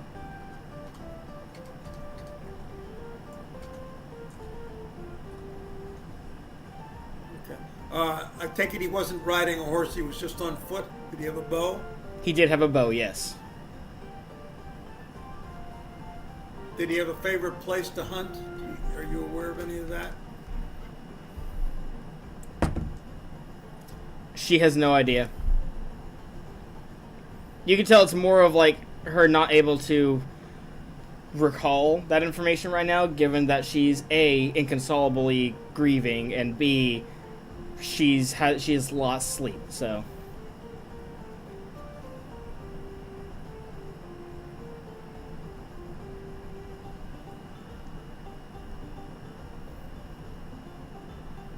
Okay. Let's see, she probably never went hunting with him. Okay, well then I'll wish her well and I'll see if we can find Johnny. She thanks you as the other guys kind of pull her away for a moment.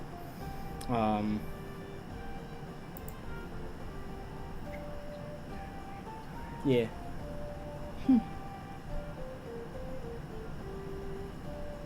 All right, you guys catch up with Grimshaw at the Bopping Badger Inn, which is not at all bopping right now. You walk inside. You walk inside and it is very, very quiet. You see the innkeeper sitting at the counter by himself. He kind of like looks up at you guys and goes, "Guessing you're new around here. Want a place? You guessed correctly. And you want a place to sleep?" I don't know whether we're going to sleep in the town. We've heard bad rumors about what's happening here. Very wise of you, sir. But we're looking for the daughter of the mage, Lyrium Whitewood. We hear that she comes in here in the evenings at times. No, she goes to the alehouse at times. Oh, different? This is different than... Yeah, this is an inn, not an alehouse. Oh, okay. Got it.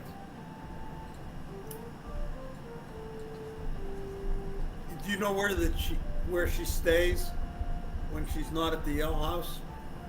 It's like, depends on her mood, I think. Never really am sure.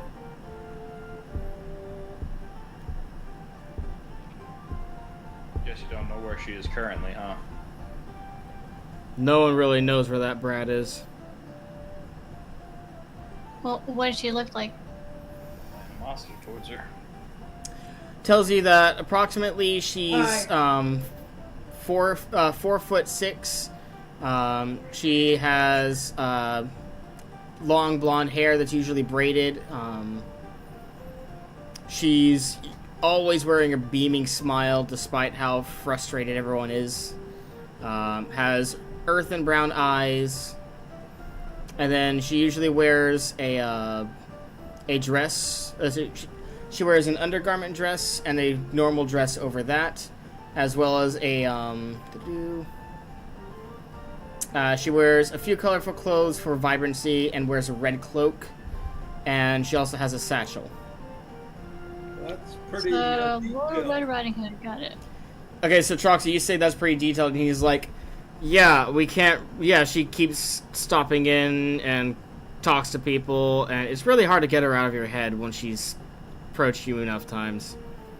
She keeps trying to cheer everyone up, and we just need her to stop. It's not helping. Okay.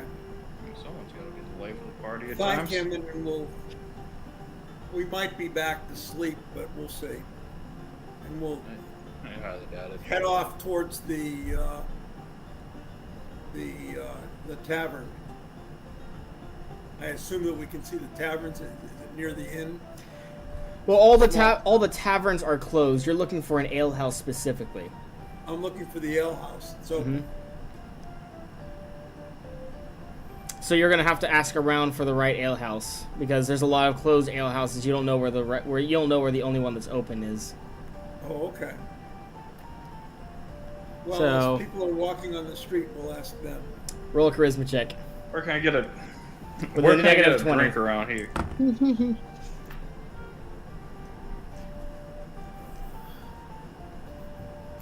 51. And that's with the penalty or before the penalty? I didn't apply any penalties. Okay, What's so the penalty? the 20% penalty to the roll is what I said. Oh, then so it's a 31. Yeah, so they like you say you want to go to the alehouse and they're like, ugh. There's already enough people there. Can you please just let the townsfolk have their drink? I'm not drinking this time. I'm just trying to get information. Or find a person, rather. Do you want to roll Grimshaw for charisma? Yeah, why not? Negative 20. I know. This is always great with Grimshaw.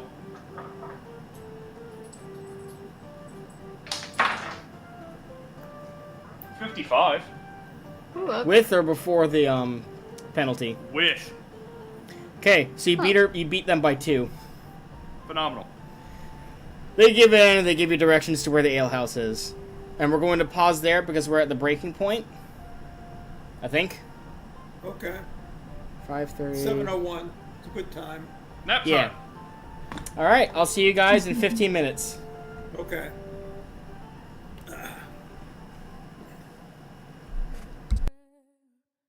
Daughter of the sea, beware, I heard him cry.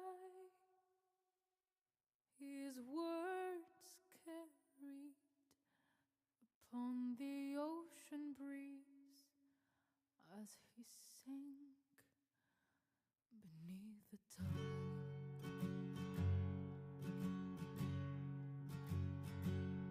Those blood-soaked shores of Kalimdor, where sailors fought and died, the Erdmore fell at Theramore because she left his side. Why this, oh daughter of the sea? Why this, did you forget your seaside days?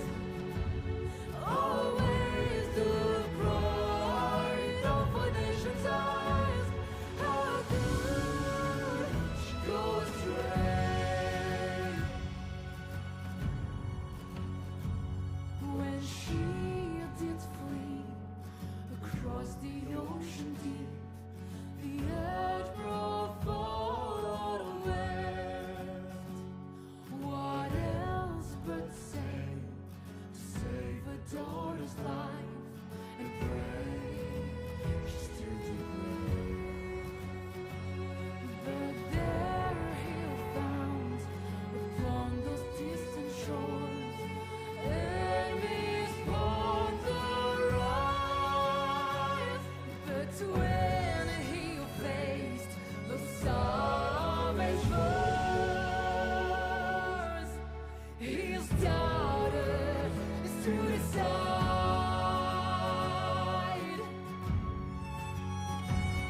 and buried deep beneath the waves, betrayed by family. To his nation with his last breath cried, beware the daughter of the sea.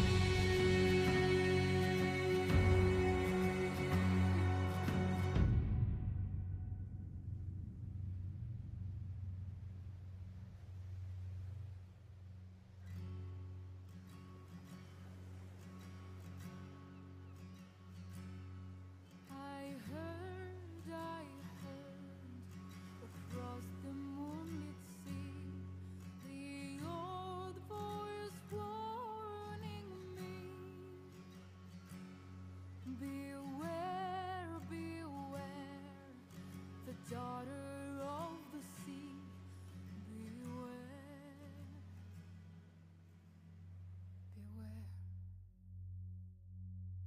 of me.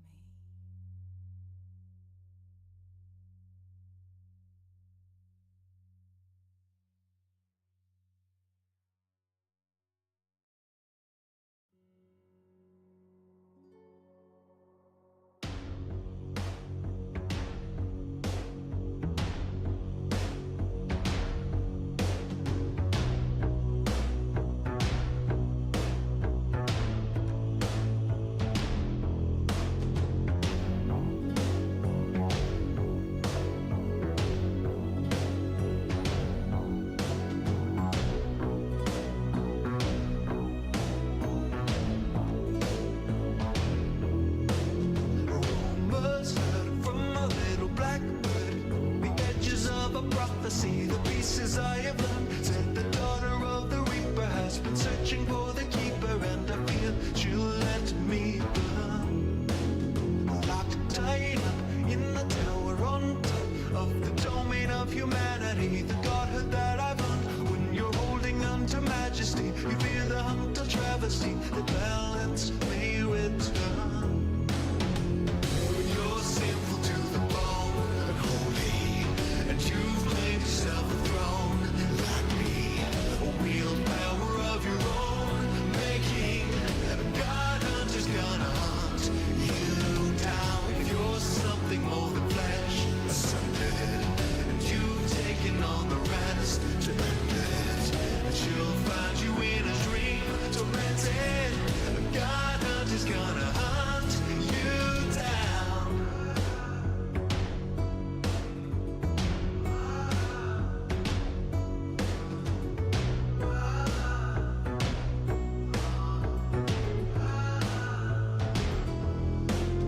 We are confined to the depths of my mind, for it could be such a threat to me, the conqueror of time. Yet the whispers of a reckoning have kept the spirits beckoning to look upon my crime.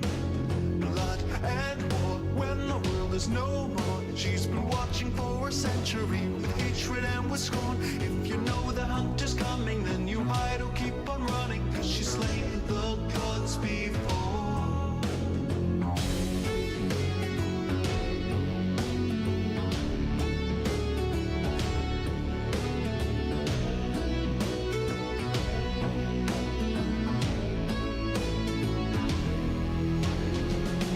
You're sinful to the bone, unholy, and you've claimed yourself a throne, like me, wield power of your own making. God hunter's gonna hunt you down. If you're something more than flesh, asunder, and you've taken on the rest to end it, and she'll find you in a dream, tormented. God hunter's gonna hunt you down. Don't let her see power in the daylight. Don't let her see when you bring the storm to the master of the eldritch. She's a growing bed of thorns. Dark gods, ladies of the night, tell the tales of a fright from a ghost of the future days. A holy crusade on the gods' decay to end of violent ways. Lost kings falling in the pits, made the names on a list, and the hunt was going through. A price for the past when your name is lost, and the hunter comes for you. Of all the free, she has none left but me, and the loyal knights have passed with time. A god in a throne like to Paul alone, a kingdom I count mine. Dreams of her being from the washer unseen, everyone may shall come to take his due. The hate in your head, she has more, he said. The god hunter waits for you.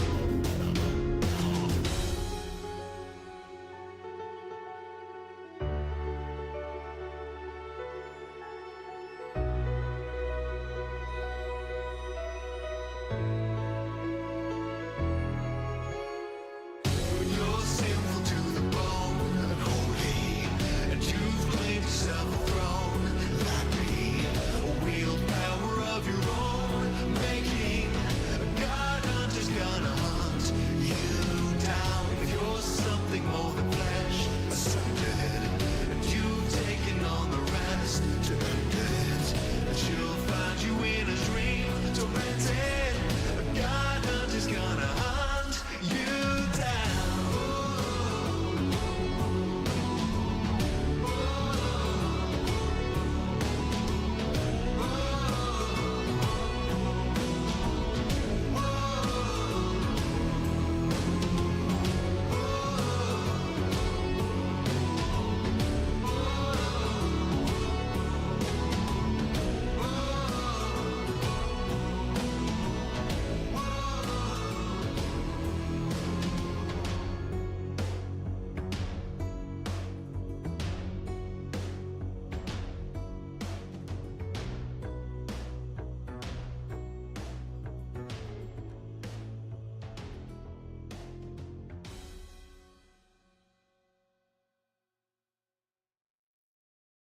Oh, we'd be all alright. If the wind was in our sails, we'd be alright. If the wind was in our sails, we'd be alright.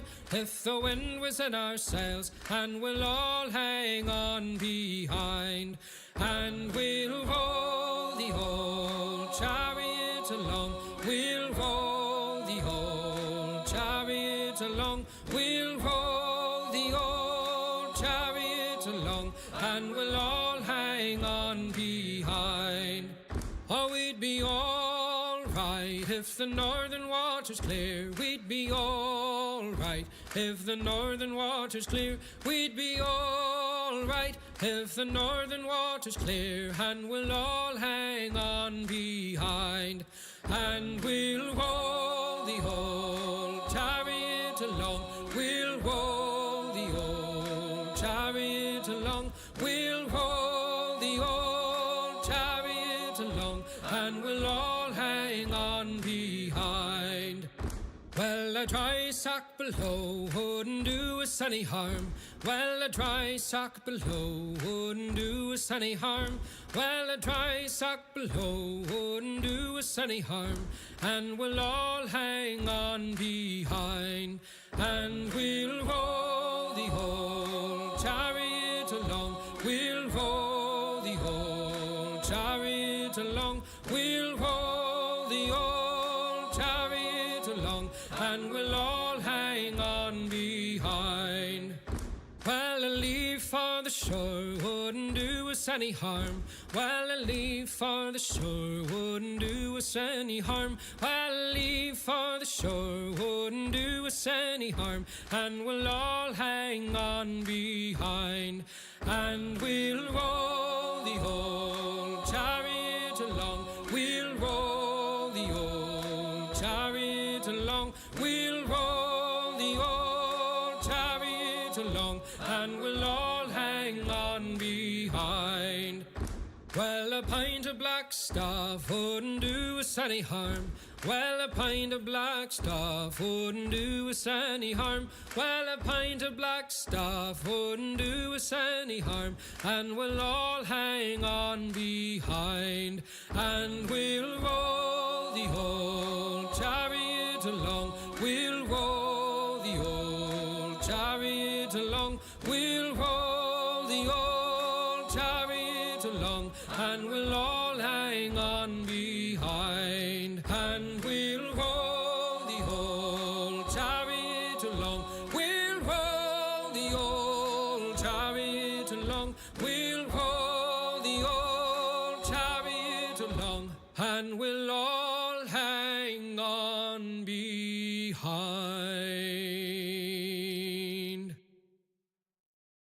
Fee, fi, fo, fum. I smell the bones of an Englishman.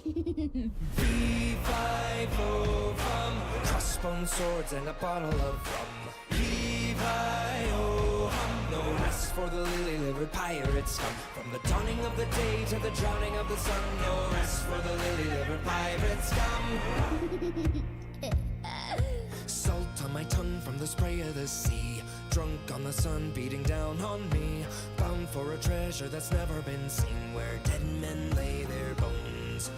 Blood on my hands from the pull of the rope, no wind in our sails so we have to row, and it's heave ho, to the locker you'll go, where dead men lay their bones, where dead men lay their bones.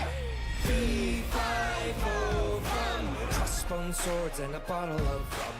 Yee-fi-oh-hum, no rest for the lily-livered pirate scum. From the dawning of the day to the drowning of the sun, no rest for the lily-livered pirate scum.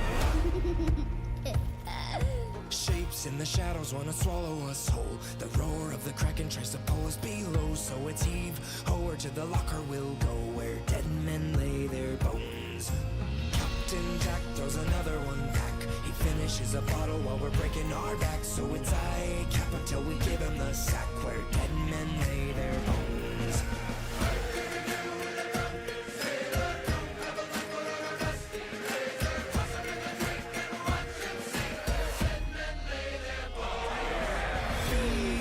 Fee-fi-fo-fum, crossbone swords and a bottle of rum. Levi rest for the lily-livered pirates scum. From the dawning of the day to the drowning of the sun, no rest for the lily-livered pirates scum. Way, hey, and up he rises. Way, hey, and up he rises. Way, hey, and up he rises. Way, hey, and up he'll stay where dead men hang their bones. Fee-fi-fo-fum, crossbone swords and a bottle of rum. Levi-o-hum, no rest for the lily-livered pirates scum. From the dawning of the day to the drowning of the sun, no rest for the lily-livered pirates scum. Hoist the Jolly Roger!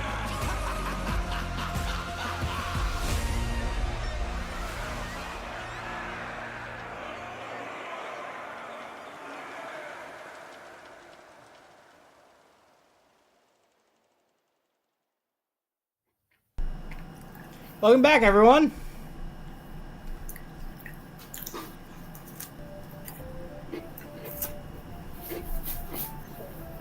All right.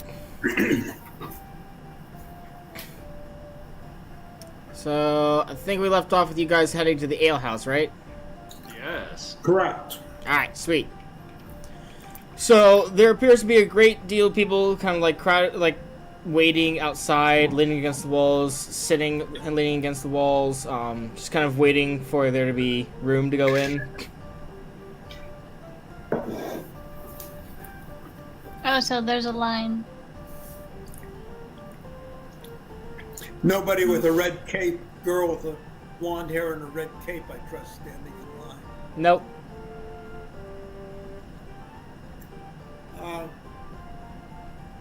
Strike up some conversation with the people. Roll a Trust, you know- roll a charisma check. So many charisma checks. Everyone's like everyone who's I'm gonna affected use by my this. 12-sided die instead of my 10-sided die for my charisma check. Everyone who is sleep deprived is going to be irritable. This is why you're rolling a lot of charisma Nope, checks. but 24. The person tells you to F off.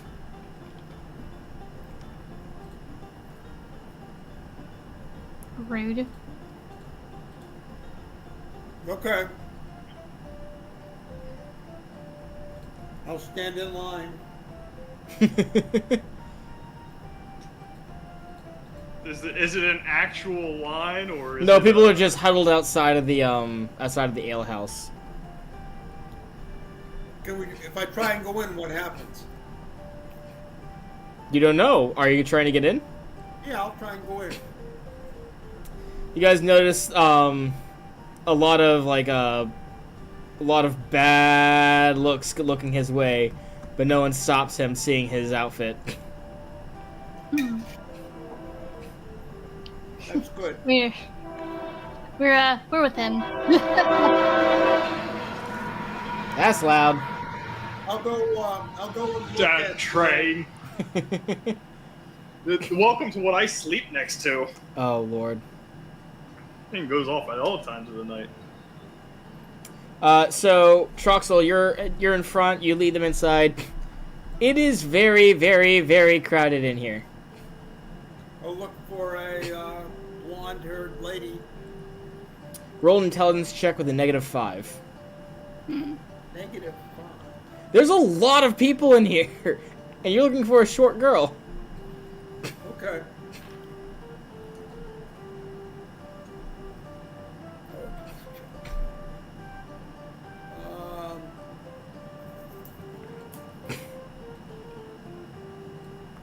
16. That's with the That's with the penalty, or no? Oh, 14 with a 20% penalty. Okay, so... Wait, no, not 20... Are you rolling a percentile or a d20? I rolled a d20. Okay. 16 on it. I'm sorry. So -5. It would have been a 12 with a... what's the penalty? 20% penalty? No, it's -5. I said -5. Oh, okay. -5 is a 11. no. It's 16, -5. 16 minus 11 minus 5 is 11. You're right. My error. 11. Okay, so yeah, it's way too crowded to be able to spot anyone in this tavern, in this alehouse. Well, I guess we need to Go walk up around. to the bartender and go, "Hey, bartender." No, wait. Roll a dex check to get there first. Gotta push Can I through roll everyone else. Can I roll a strength check instead? I'll You stay don't behind the want to roll a strength check. You sure about that? Just straight push people out. I'm not allowed to just push people out of my way. Excuse me. Better yet, is there someone sitting at the bar that I could just like lift out of his seat and put him on the ground? No, alright, I'll do the dex check. Although I really want to do the strength check, because the strength check of just pushing people out of my way would be funny. Funny for like 2 seconds. And then bar fight, and then funny for the rest of the time. No, I'm not getting to the bar. I'm not getting to the bar with dexterity, let's put it that way. Okay.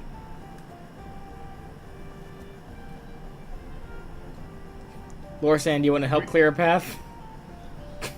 Sure, why not? Grimshaw wants to You clear said- a path, you but said don't dex, wanna, right? Like, Yeah, dexterity. Okay. Let's see, 14 plus 3, so 17? Yeah, you make a path for you guys. A lot of angry murmurs, but you get there. I care less about the angry murmurs. Freaking tired and not drunk enough.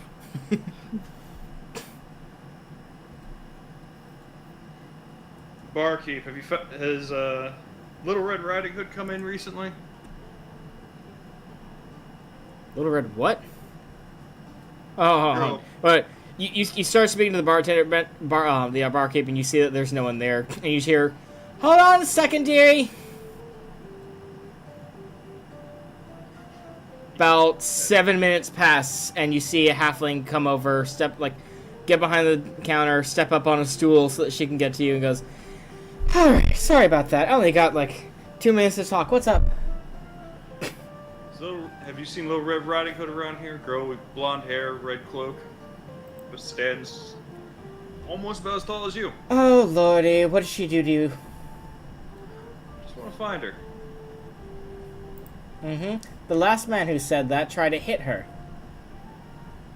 I can assure you I'm not going to try and do that. Roll a charisma check. This time, it's not because she's pissed off or anything like that. 76. She trusts you. A bad thing, really, but okay. In this instance, she trusts you. Yes. So, essentially, she tells you that, most likely, she's, kind of like, she's kind of like moving around the town, trying to talk to people, trying to cheer them up. She tells you if you stick around for a bit, she's bound to come back soon. She always likes to come over and check up on people at the alehouse. And then she smirks and she says, "It's usually when Lyrian walks into the alehouse that people start walking out and I have a little breathing time." Guess we'll wait then. Anyone want... Maybe my friends here can help you out. Take a little bit of weight off your shoulders. Oh, I'd love to! Here. She hands Lorsan and then Trox a little plate and goes, "Take these drinks over to those people there, and those people there, and those people there, and just anyone who's holding a hand out." She looks over at Grimshaw and she says, do "Oh," that because I'd like to practice being a waiter. She looks at Grimshaw and goes, Morrison begrudgingly does it. she looks at Grimshaw and she's like, "And dearie, here's your plate. Thank you for helping." Hold on. Where I said my our- compatriots here. I never said anything about me. And she's like, yeah, nice try, dearie. You're helping out. I'll make sure you get drinks afterwards. I promise. Where's our Twist my bad arm, why don't friend? you? Okay, Lorsan, Wait, wait, Lorsan, what are you trying to say? Where is our other compatriot? That's a good question. You don't see her. Steel Drake. Also, your camera's lagging heavily right now. Oh, there we go. Oh, it's lagging again. But yeah, you don't see her right now. Hmm. But yeah, all of you have platters of drinks to hand out to everyone with the promise of having drinks to yourself afterwards. Sign me up. Is there a quota I have to fill, or is it just run and gun? Keep run and gun. Keep handing out drinks. Is it more? The more drinks I hand out, the more drinks I get? No, she does not promise that. But she promises to do her best. Bet. Let's go. At least we're getting paid for it some way. Lorthlin just kind of plonks down each drink as he passes by here. I signed you up for this. Hey, you know what? At this point, we weren't getting anywhere, so may as All well right. make ourselves useful. Fast forward to the end of the day. Also, I'm gonna say this right now. I'm being very gentle with the drinks, not very gentle with the populace. Fast forwarding to the end of near the end of the day, where like the sun's beginning to set. You notice that people are starting to file out of the ale house now, as the barkeep who, let's see here. Let me get to her name real quick. Sorry. Scroll up.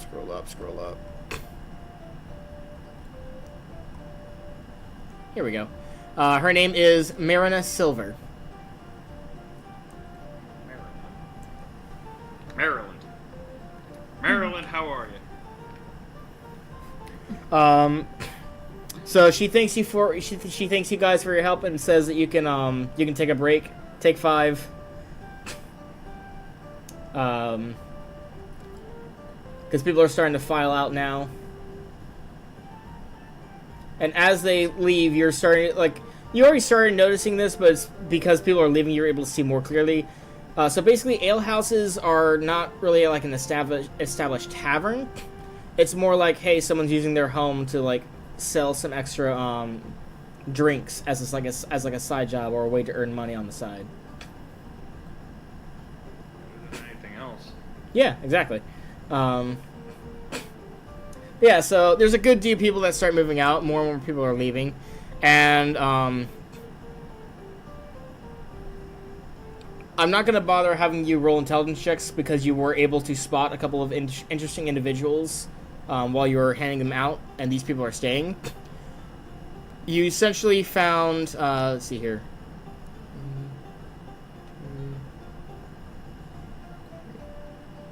There are 4 humans in the area. One of them looks like he's dressed up to be a guard. He's not wearing his armor, but he is dressed up in that fashion. One appears to be a mercenary. Another one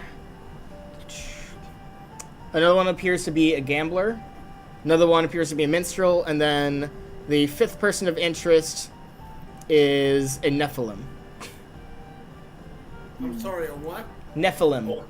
A tiefling type, Yeah. you were saying. Okay. Like orange skin.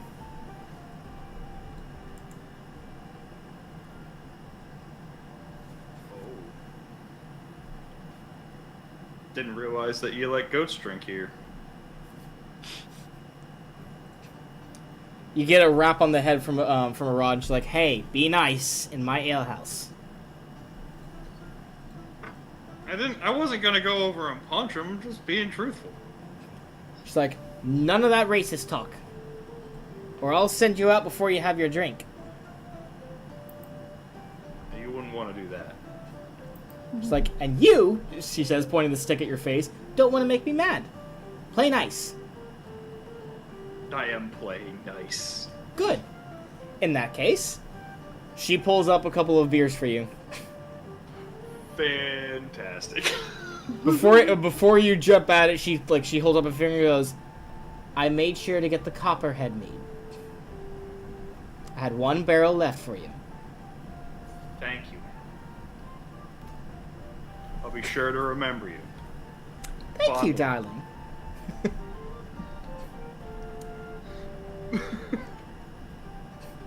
Now, where's the ones for my compatriots? Don't worry, I'll set them out in a second. And Lyrian, dearie, how about you wait until they've had a drink or two? You guys turn around and you see the girl that you've been hearing about. She's not wearing a red hood, but she is there. Let me send a picture on both the live streaming and the image channel for you guys, so you know what she looks like. Little Red, where's your hood? Where's your hood? Yep. Yeah.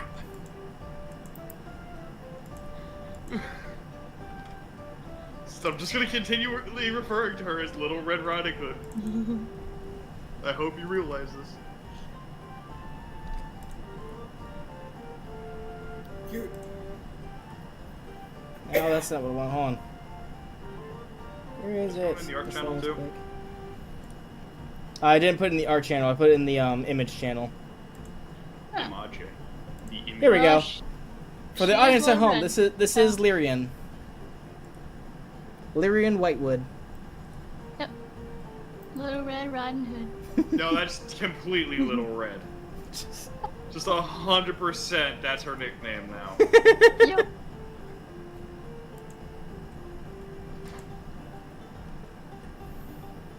But yeah, so she's kind of giggles and says, "You had them helping you? Oh, they offered, dearie. Oh, that's sweet of them." Lorson says I can nothing. Lord Simpson's I could nothing. never turn down a free drink. Free drink and money, the two things to Grimshaw's heart.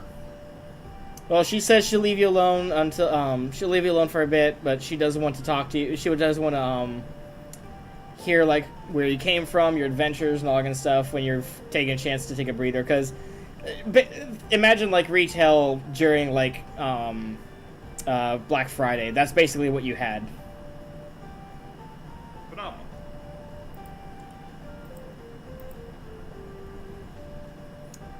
But yeah, so she runs off and starts checking up on the other patrons in the ale house while waiting.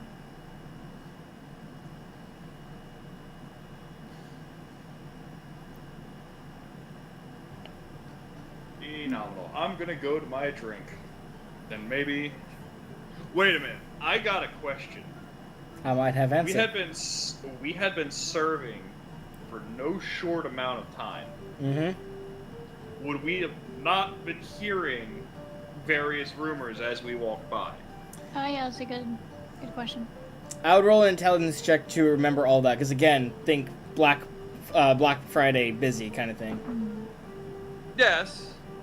Well, I do agree with that. I figure it's fair enough to at least let us roll for... Yeah, I agree with that. I'm just reminding you. Troxel, go ahead and roll. I rolled a 7, so probably not. I got a 5. A natural 12. Oh, okay. So you guys you guys don't recall any rumors. That's fine. I just wanted to see if we got anything out of it. I like the idea of the dwarf who wants to smash everything, Lorsan who hates everyone, and then Troxel, who's a nobleman, just serving drinks at a random ale house in the corner of the countryside. No one will ever believe you. Nope. And the thing is, it's like, Grimshaw was like absolutely gentle, like, here's your beer, and then as he turned around, he like pushed people out of his way. Oh, look, dude, they let that go because you were the one giving the drinks. Exactly. As long as you didn't shove anyone to the ground, you're good. Listen, there may have been a few people where he literally had to pick them up to get them out of his way. But no, he wouldn't push people into the ground yet. Yet. Only if they retaliated. Alright, so what do you guys do once you've had a few mugs in your belly? Well, Lorson is not drinking anything. Celebrate. After one mug, go and talk to the illustrious Little Red. Miss Whitewood. Illustrious. Yeah, actually, that's a good point. The barkeeper's just like, so dearie, why aren't you drinking anything? She says, looking at Lorsan. Not thirsty? Not What- thirsty. You sure about that? Pretty sure. Don't worry about that one. That one's got a muffin button. A what? A muffin button. I have Still questions still- on mine. Button? It's a button. She pushes He the means button. Russians, Dwarven. There's a button on one of her cloaks, and somehow she has a muffin in her hand some days. And we're still not sure. Lorsan lifts a mug and starts drinking stale water. Sweet stale water, but stale water all the same. This'll do.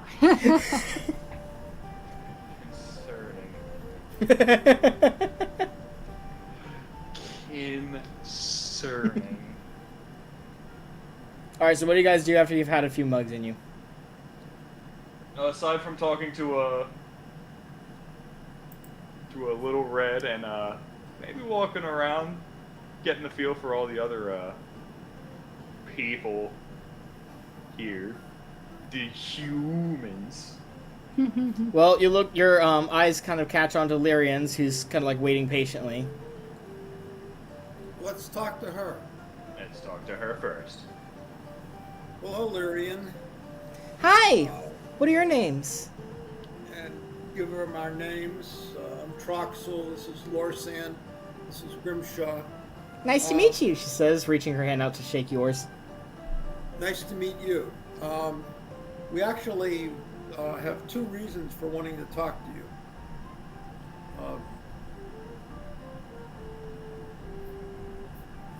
Two reasons. One is the short-term problem we've heard about the sleeping disorder in this town, and we were wondering if you knew anything about that. And the second thing is that we need to talk to your father, and we were wondering how to get a hold of him. And I'll give her my last name, and I'll tell her that it's important to the long-term well-being of the realm that we do this. So for the first question, she explains that she doesn't know too much about this. She's been trying to do some research, but she's not sure. All she knows is that she's fine. Other people haven't been fine, and it's been really hard to find a good place to sleep for her lately. And I'll ask her, are you a wizard yourself? Well, one second. I'm going through your questions one at a time. Well, what? One second. I'm trying to catch up with Troxel's questions. I'll get to you after that. I promise. Okay. So, in regards to your question about Vlaza Gostello, you see she gets a little bit bummed about that, and she goes, I haven't seen him in a while. I really do want to go find him, though.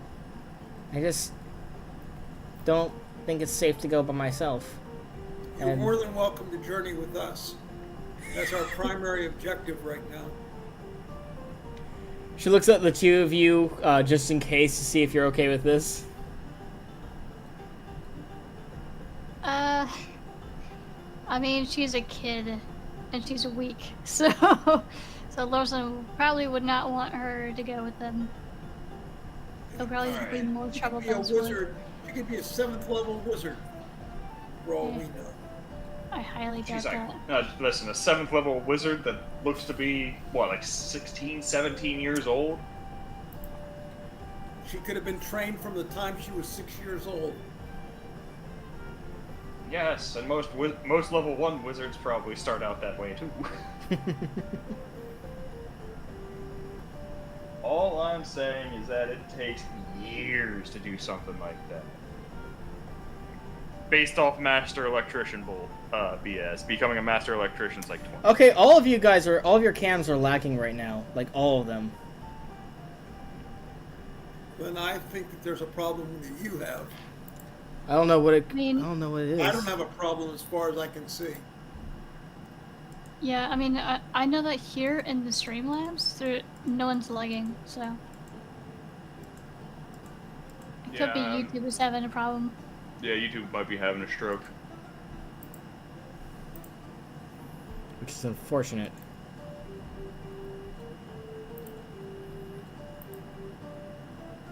Well, I closed what I could. There's not too much else I can do. Alright, continuing.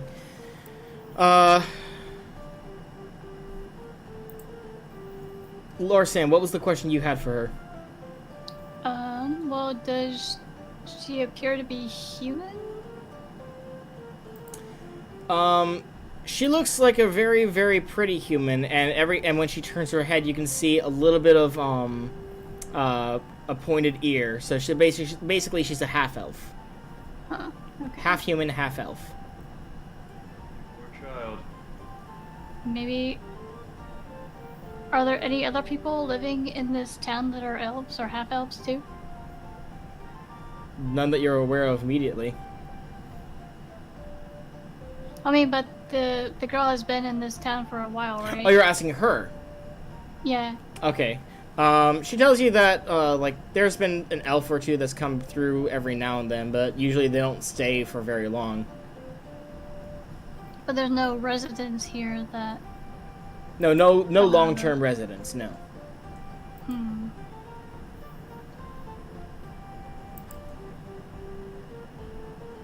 My only question is, are you going to be able to make yourself useful on the journey? She kind of like puffs up proudly and she goes, I can help with you guys. Uh-huh. No. Okay. She kind of frowns at Lorsan in his reaction. Might I ask you what you can do? She tells you that she is a magic user. She was trained under Vlasic Costello. He raised her and trained her. She's not the biggest on martial combat, but she thinks that she can hold her own a little bit well.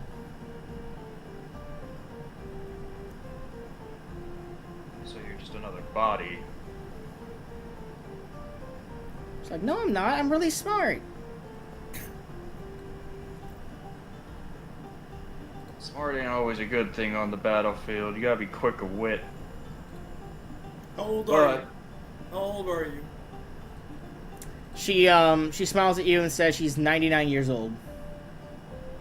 Serious? Yeah. Oh, being Or a half elves. elf. She's a half elf, yeah. Oh. Which, by the way, 99 years old as a half elf basically makes her a young... well, not a child. She's a young adult, approximately like 15-year-old human being. Wow. So a child in Grimshaw's eyes.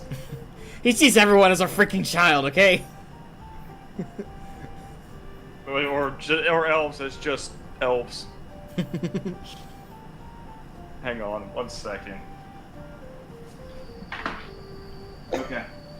She tells you that she's also really good at making friends with animals.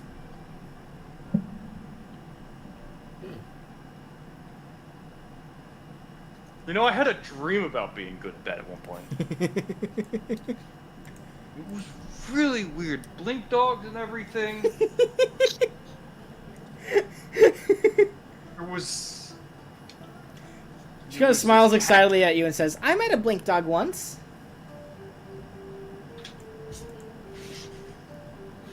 I got lost in the woods and he helped me find my way home.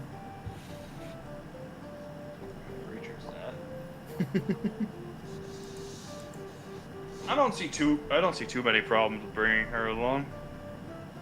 Be a little bit more entertaining, at least. She starts to beam excitedly. But before we do that, we have to figure out what's going on here. Mm-hmm. Because I need that mine back open. She kind of tilts her head and goes, "Why do you need the mine open?" Commerce is good for business.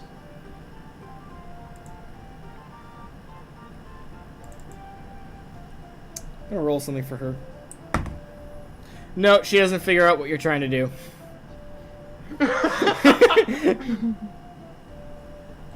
She is blissfully unaware.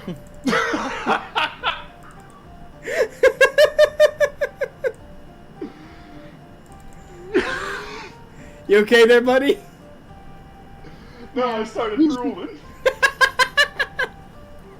I have a slight drooling problem, sorry. Grimshaw might get that copper mine yet.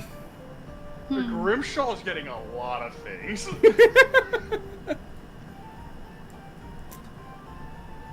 Well, you might want to speak to the local authorities and Thieves Guild, because otherwise you might not get what you want. You have to play this carefully. Oh, listen. He's working on going to the getting this all done and everything. But there's no local authorities here right now who could really talk to him that aren't going to be angry right now. So he wants to solve the sleep problem first, because he knows at least with the sleep problem done, he can go to the authorities and be like, "Hey, I want to reopen that mine." And they'd be like, "Oh, don't worry, we'll be on that immediately." Yeah, it'll be a lot more of an amiable conversation than Yeah, exactly. basically being like, "This is mine." Mm-hmm. Anything else you guys want to discuss with Lyrian? How are you with haunted mansions? Yeah, do you know anything about the mansion on the hill? She just smiles she just smiles with a nod and goes, "Yeah, I've been there a couple of times." Anything out of the ordinary there? Yes, is it worth exploring, or? I think it's fun to explore. It's kind of creepy. And anything living in there now? and then she also adds, and any time that the villagers decide to try and chase her for whatever reason, if she runs to the mansion, they don't follow her in. So it's also her hiding spot. Got it. Why do they chase you? Why? She looks at you and she looks at you. Look, she doesn't look at Grimshaw. She looks at Lorstan and the bruise on his face, and she points at that and she says, "They can be very cranky when they don't have sleep." Well, one of the people also mentioned pranks being played. Train! Someone mentioned what? Pranks being Pranks. played by you? Pranks. Oh. She's like she gives like a slight giggle and she's like, "I just want to try and cheer people up. Didn't work, but you know, I tried." How so? How so? What? What kind of pranks do you play to cheer someone up who is vastly sleep deprived? Well, initially she tried to do like pull pranks on adults with the help of children, but that just got the children in trouble, and then it just kind of got worse from there.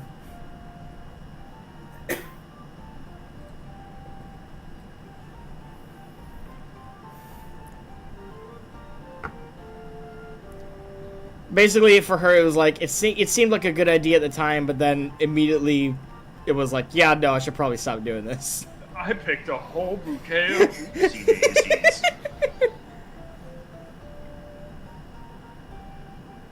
Okay, so a little prankster here is gonna be joining us, and we need to find out what's going on in the town because, frankly, I need people. I need to get this done by me for the sake of myself. We could go back to the church and talk to the clerics and see if they could do some a commune or something like that, a spell to lead us in the right track. She shakes her head and goes, "No, they already tried that." Oh. Have you tried testing the water? Water? You mean for Local anything well? inside of it? Yeah, local well. Yeah, I tried that. It's nothing out of the ordinary, right? Nope. You've noticed the smell, the unique smell? She kind of cringes. She kind of cringes her nose and goes, "You noticed that too? Yes. It's really weird, isn't it?" I tried to see if there was a source for it, but it happens at various places in the town. I couldn't determine that it smelled more one place versus another. It would just come and go. She kind of nods and goes, "Yeah, I've been noticing that too, but I can't. I started climbing around in people's buildings trying to find stuff, but you know, when they caught on to me, I had to run away from them. So." What about that crater out front? What about it? Didn't investigate that at all? She shakes her head and says, she's like, "No, that's been there forever." Could have seeped in somehow. Something's got to be living here. Something's got to be doing this, so I'm just trying to exhaust all levels of shenanigans, basically. Yeah, she gets that. She's just emphasizing that the crater has been there for ages, so.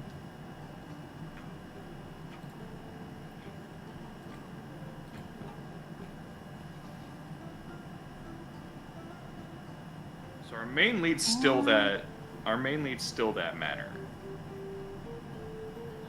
There aren't any other He's been places there of though. I mean, importance in the town? we have Whoa, wait. We got multiple voices overlapping. Lorsan, you were first. Oh, I was just asking if there's no other places of importance in the town. There's the town hall. Let's see here. There's the town hall. Lyrian's kind of like pulling up the list of everything. There's town hall. There's the church. There's the witch's hut. There's I'm sorry, who's the witch? Miriam.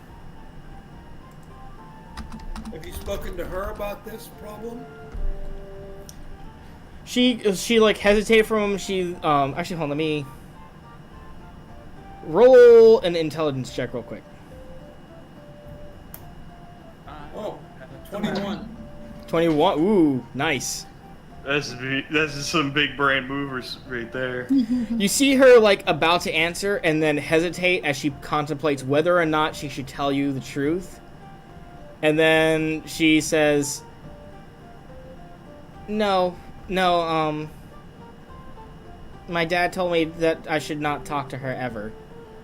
And you can tell, you are able to discern that she's not lying about her father and what he said, but she is lying that she did not go to talk to this woman. Is there a reason why he said not to talk to her? He said that witches aren't good people. Well, a lot of people here say that sorcerers are bad people. She nods and goes, "Yeah, but he says that our magic isn't. He says that we don't do dark magic. She does."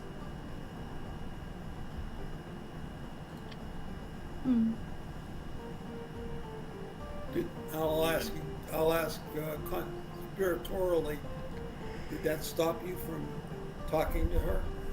Dad's admonishment, did that stop you from talking to her?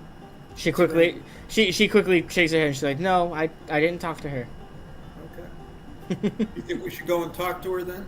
Do you know where she lives? She's like, "Yeah, I know where she lives." Why don't we go as a group and see what she has to say about this? Do you think she's behind it or not?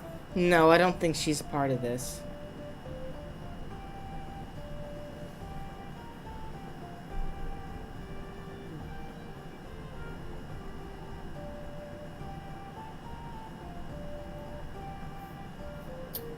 Huh. Grimshaw's not having a thought go through his head right now. Everything's just. Well, the problem is we don't really have sufficient leads. No, but when you don't have sufficient leads, you take your insufficient leads and you investigate them fully until they become cold. Exactly. So we have 2 insufficient leads right now that I can see. Well, 3. But I'm really not liking the third one. Go ahead and list them. The first one is the manor. Very, very straightforward. We go into the manor. We do the manatorial thing, and we figure out whatever's there. Second, talk to the witch. Get her stuff. Get her take on everything. Leave out the fact that we're talking to Little Red, and just try and get information. And then the third, which I really don't like, because I know the priest ain't gonna give us money. I know the priest ain't gonna give us the blessing to go in there. We're gonna have to desecrate the shit out of it. We're gonna have to go desecrate that crypt. Because something's not sitting well with me, that the crypt is so close and otherwise isn't having any part of the deal to do with it. Well, it could be the mine too. Could be the mine too. The mine after we passed the crypt. Because it closed the mine shortly after the town went sleepless. So that could be it. Actually, I think that might be a. So 4. We have 4 avenues now. Yeah. So what one do we want to go with first? Knowing that whatever we choose, it's gonna bleed into tomorrow. Knowing that knowing that you guys will not be doing the mansion yet, because that is next session. Yes. The mansion is next session. We only have, like, an hour before the session's over. Let's do the mine. The mine should be quick. It's either nothing there or it's a major problem. If it's a major problem, we can come out and come back, go out and come back. If it's not a major problem, if there's nothing there, we'll just eliminate it as a source. So let's go do the mine. We can talk to the witch. The witch will be fast too, but let's do the mine. I like that idea. Let's do the mine. Because if we did, do you want to come with us to do the mine? Lyrian? Yes. Lyrian says she'll go with you. Okay. Lyrian, you haven't seen a rather tall woman dressed in kind of like leather armor recently come into town with us not too long ago? No, she didn't spot anyone like that. No. Then she points and goes, "Unless you mean her." Hold on. She's a rogue. What? Sildre. She's a bandit. She could have just picked the lock. She's not a rogue. She's a fighter. She's a fighter. That She's I mean. a bandit. All right. Yeah, bandits do not automatically mean they do sneaky stuff. Mm. And she goes, "Unless you mean her over there," pointing to And then we turn Sildre, around who's she's walking into the alehouse now. Phenomenal. She's like, "Hey guys, what'd you find out?" Can I roll to see if she's hiding something? If she's Not hiding, hiding. yeah, you can try rolling. She's playing coy. She found something. I rolled a 19.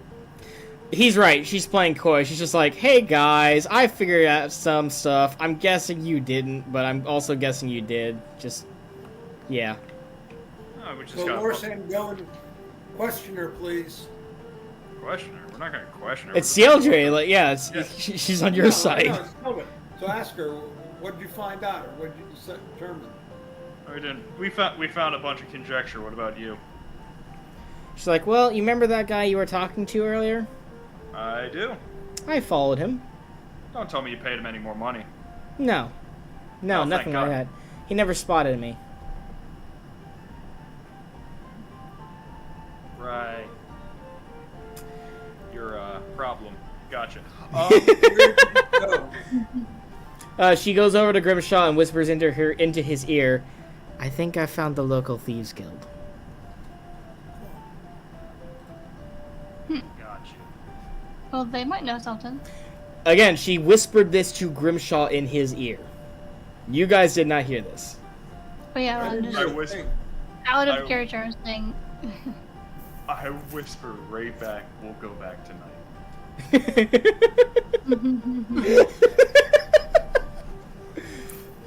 She looks over at Lyrian and she goes, "Who's this?" Oh, the little red here. It's our new traveling companion. Sheldra, let me introduce you. This is Lyrium Whitewood, and she's the daughter of the mage that we're looking for. She's the daughter of Abbott and Costello. Yes. She looks over at Lyrian and she goes, "If you're his daughter, wouldn't you have his last name? Why is your last name Whitewood?"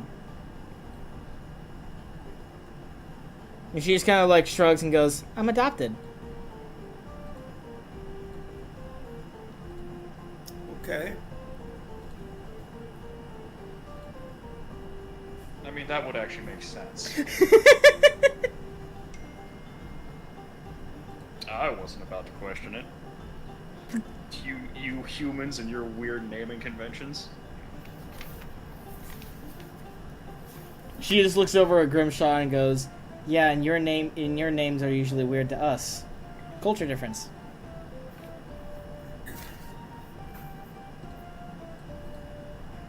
I love how Grimshaw's like surrounded by people who are like bouncing his racism right back at him this today.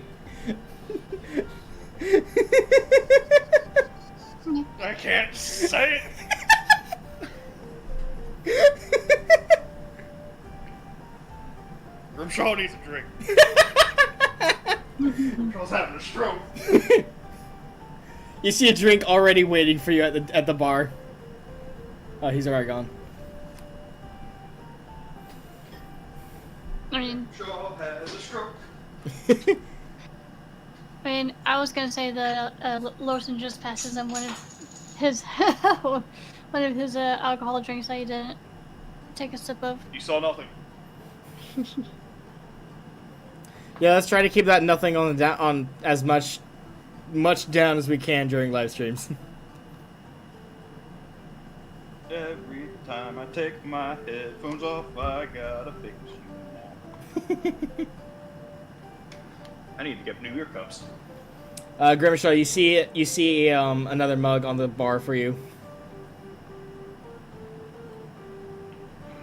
I think I'm in love. She knows me so well.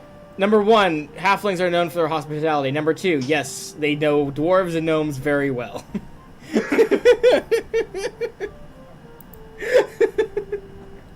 Grimshaw's just like, this is the one. I need this in my life. It's so funny. It was literally like a him going like, I need a drink. Turns around and sees a drink on the counter. She's. Oh no, I was fully talking about myself. Oh, I'm aware, but we're putting that in the game now. Phenomenal. Grimshaw's having a stroke.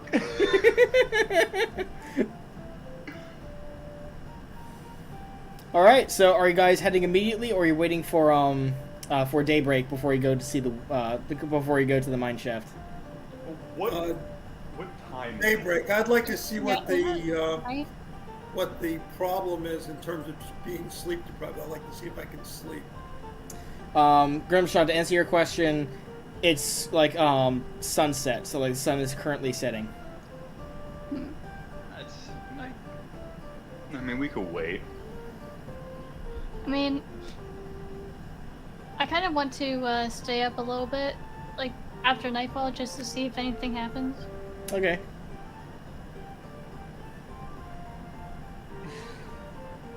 You see Grimshaw leaving his inn room. Does that mean you guys are going back to the inn?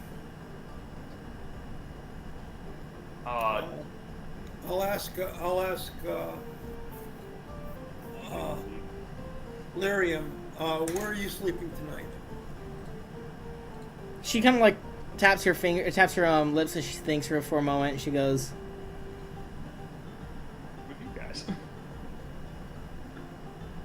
I mean, I'm probably going to be sleeping.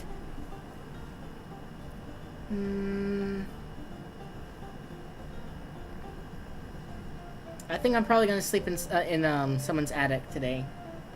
Okay. Well, we're going to go to the inn if you want to. God, why don't you just stay with us? She shakes her head and she goes, "No, I'm not going to the inn." Okay. Well, we'll go to the inn. We'll see you there tomorrow in time for breakfast, then we'll head off to the mine. Definitely go to the inn if you want to feel the effects. Effects of what? Troxel said that he wants to test out the effects and get a feel for what this sleep depriving is like. So she's saying, like, if you want to test it out, definitely go to the inn. Okay.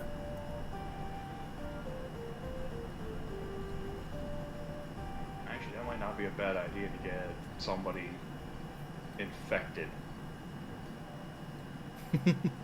As it were. I'm going to be right back. I need to take care of something real quick. I'll only be a minute or two. Okay. Okay.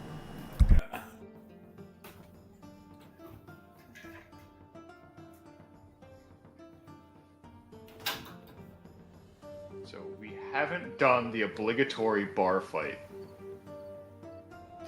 We should. We should have a bar fight in every town we go to. I mean, we fought in every ring that, or every fighting ring that there was. But Yeah, like, but it's not the same as a bar fight. just a mayhem of bar fights. So, are we gonna conspire this? Are we actually just gonna sit here and just conspire to do that? Why not? Next session, we're in a town where it's not packed in the bar. Just purposely calls it. Yep. You know, you know he's watching these, right? So he knows we're gonna do it. Oh, I don't care. It's still fun. He's gonna be sitting there in perpetual fear when we do it.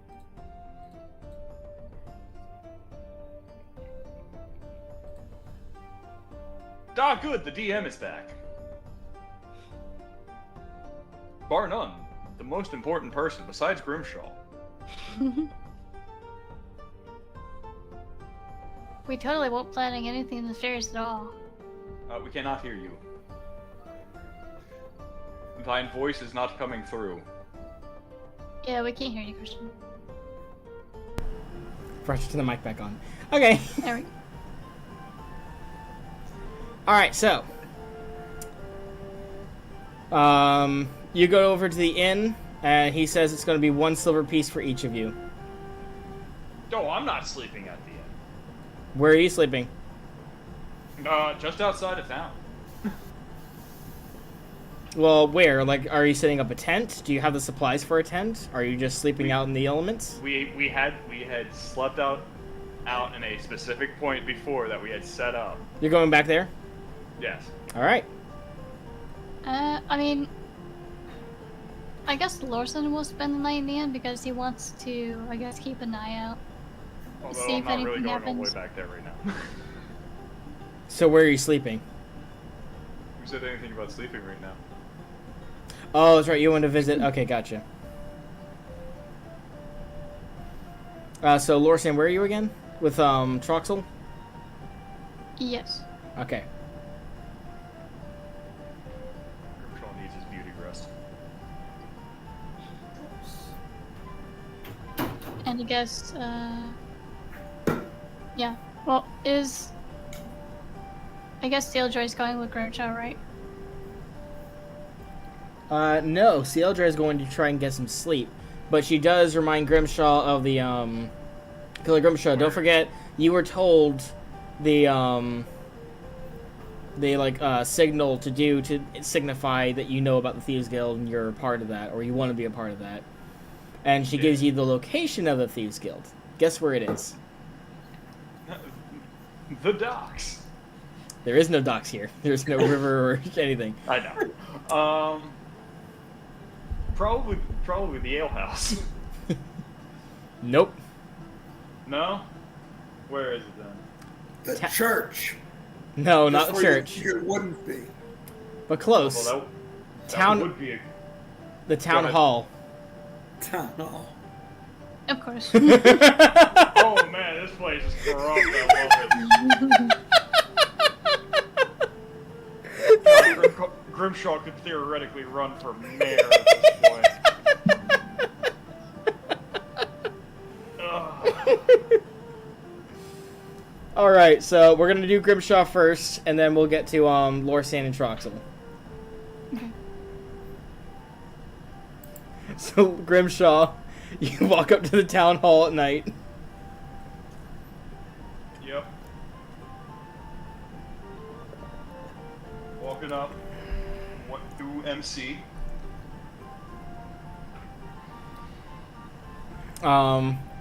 Well, she told you not to use the front door. She said, to go over to the side door and then knock 3 times. Yep. And then once you do that, a couple minutes later, there's an individual who opens up the door. And they just kind of like, they're wearing a dark cloak to try and obscure themselves to make sure they're not hidden, they're not seen. Hood's down so you can't see their face. They look at you. You give the signal, I assume. Yeah. Oh yeah. They pull you inside, close the door.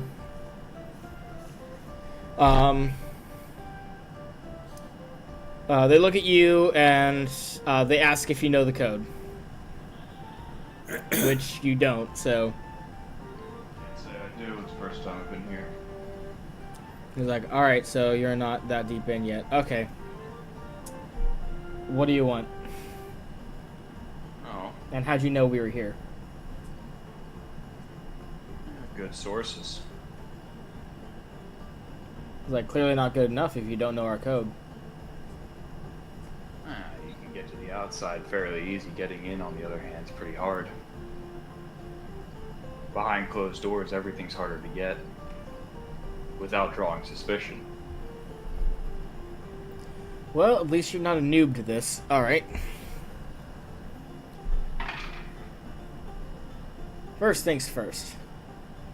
Why are you here? Oh. I believe we can be mutually beneficial to each other. Oh, and what do you have to offer? I hear this town's been falling under some hard times. If you're about to recently. suggest helping us out and solving this situation, that's not something we're concerned about. We're concerned about business.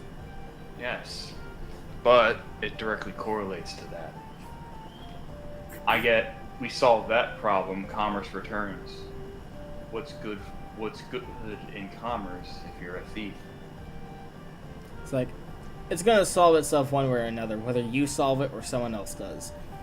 However, we have taken advantage of the situation and we're able to get a stronger foothold in the governance of this town. I see that. It's quite entertaining to see the town hall riddled with the Thieves Guild. He just gives a chuckle and says, yes. Not. He's like, the best place to hide is right under your nose. I'm gonna be the person on the seat. He's like, that's too much attention for us. We'd rather manipulate things behind the scenes. That's why you have puppets. You catch on quick.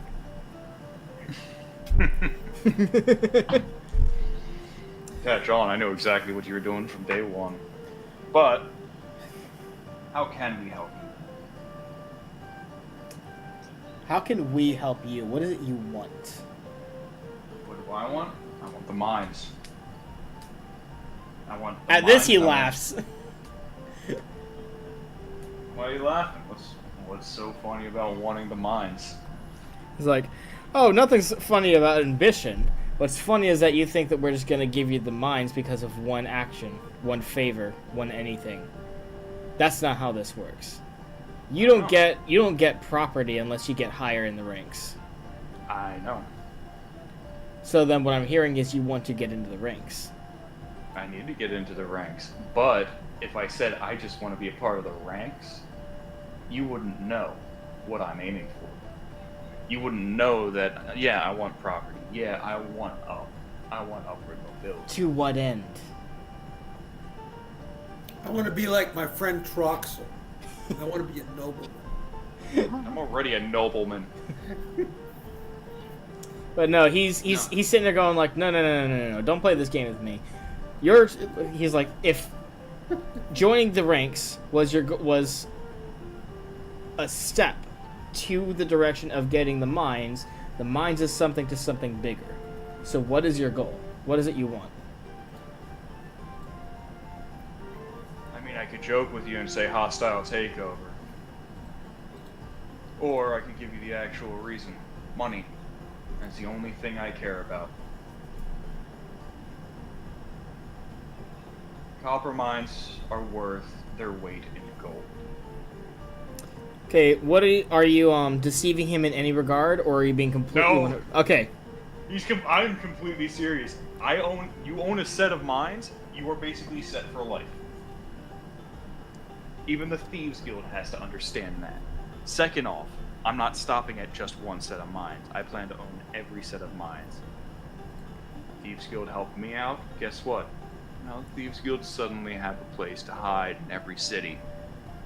And they'd be wanting a portion of the cut. Portion of the cut? What's the portion? It can be negotiated later anyway. Yeah, I was about to say, like, we're not negotiating that now. You don't have shit. But Not yet. We'll work together for it. he watches you for a hot second, and then he grins and says, "I think we'll like you."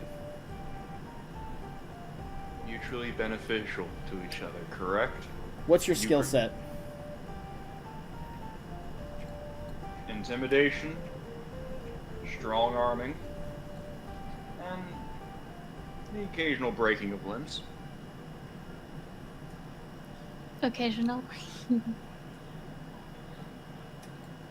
Alright. So he's hearing either hitman or enforcer. Yeah.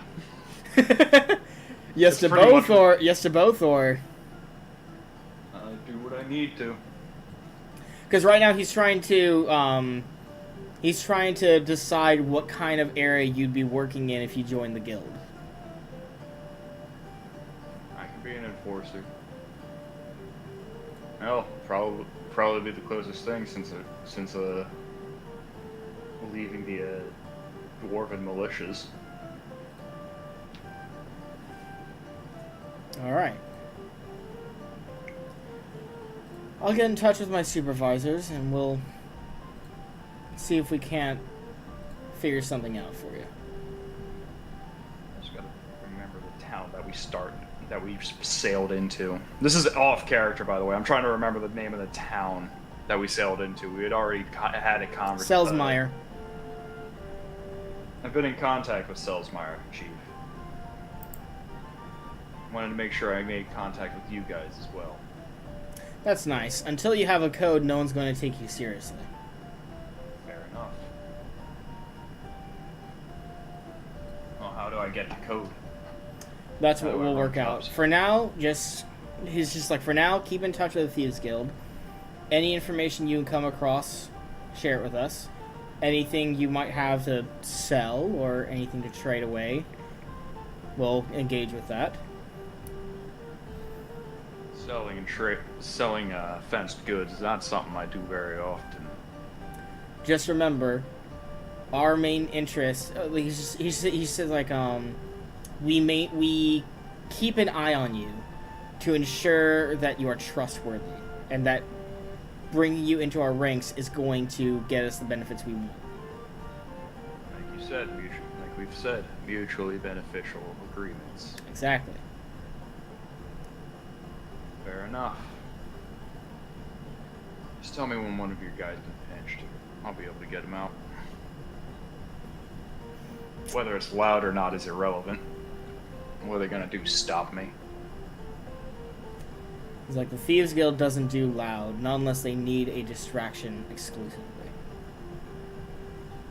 And use me as a distraction. We'll think about it. But for now, just keep your head down. keep an eye out for information. And come in contact with us if you hear anything interesting. Or if you see anything interesting. Likewise. Anytime we can work together, I'd actually enjoy it. So, alright. Go ahead and head back, and if you hear any strange sounds, quicken your step. Pat you on the shoulder and just says, friendly advice, just go on. Strange Yes. sounds. Something is happening at night. Mm-hmm. I'm gonna take a brisk walk. It's nighttime anyway, so I may as well just take a brisk walk around town. Let me roll something.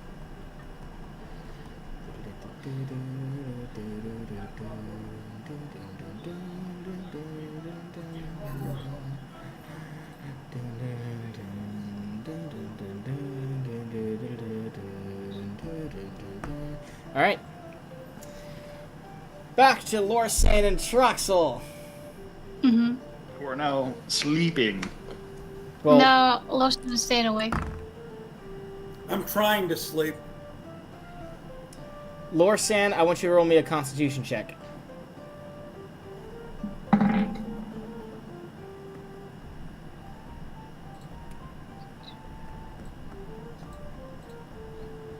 $16 plus 1, that's 17. Alright. Troxel, roll me a constitution check. 9. Alright. Lorsan, you stay awake pretty much the entire night. You notice that Troxel is kind of like stirring a little bit here and there, a little bit restlessly. Okay.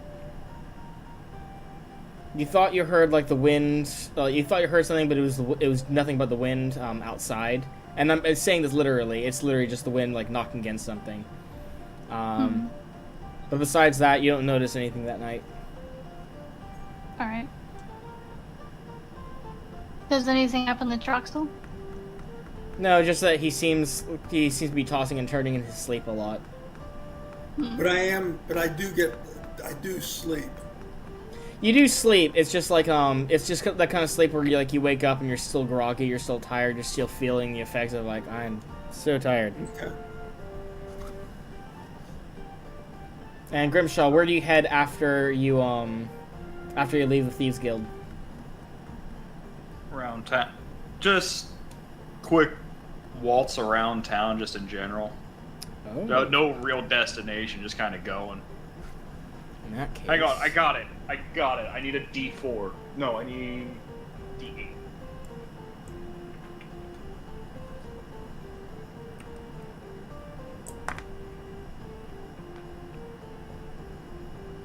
I head southeast.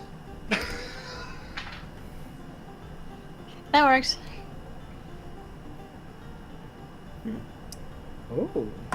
Southeast, you said? Southeast.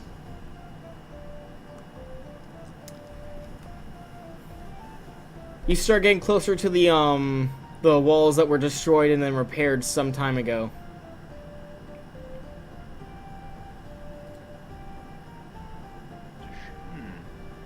Interesting. So basically, if you exited the gates on this side of the town, you'd be able to see all the terrain more closely. I mean, I could exit this side, but somebody else is waiting for me over there. I'm just now that I'm like right on top of those walls, I'm gonna take a closer look at them, make sure, just like kind of like understand what's going on. Oh, what are you doing? I'm gonna take a closer look at the damage to the walls and everything. Okay. Just kind of like Roll a D100. D100. I wish I had a D100. Make great cat noise. 85. All right. Your Exposition. no, again, lower rolls for for these kind of things. But yeah, so like it's very clear for you as a dwarf. Like you can see evidence of like, hey, this is a much older stone. This is where the new stone is. It looks like they cut into the old stone a little bit in order to place the newer bricks, so it's properly interlocked. So you're sitting there going like, for humans, they did a pretty good job repairing this, this wall. For humans.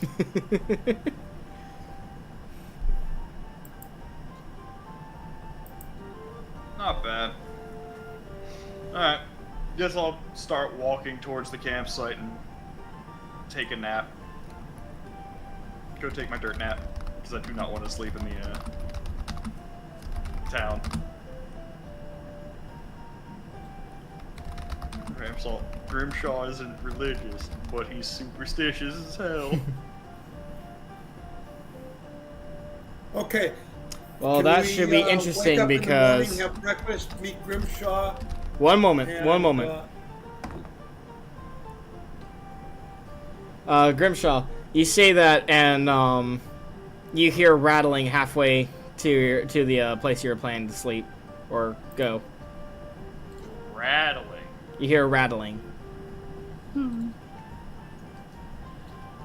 I'm gonna duck out of sight.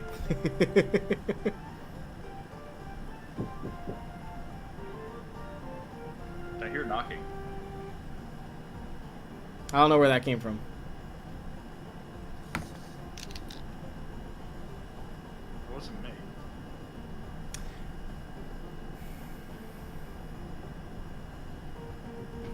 Yep. Oh yeah, hold on. Gotta move my car 1 second. Gotcha. All right, so while waiting for Tia, Grimshaw, you duck into hiding. You're waiting like a couple minutes, and then you hear a groan from behind you.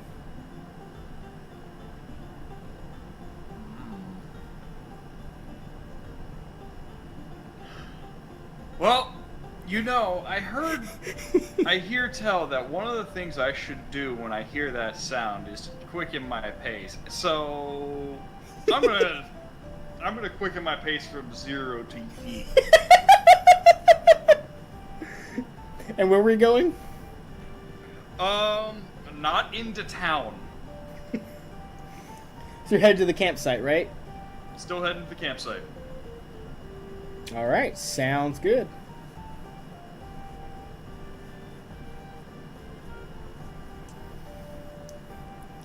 In that case, we'll move on to the morning.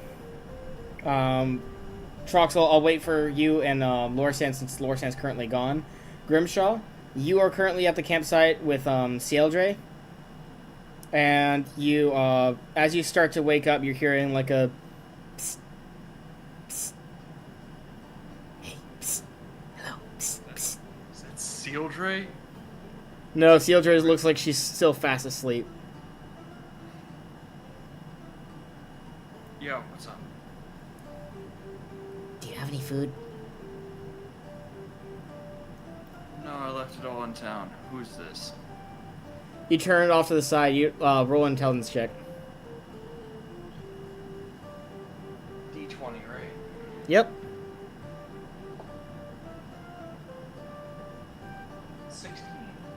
16. All right. You don't really see much. You see like you see Sealdre's sleeping pack where she's sleeping on. You see your bag. You see a chest. You see a campfire. You don't remember that chest being there.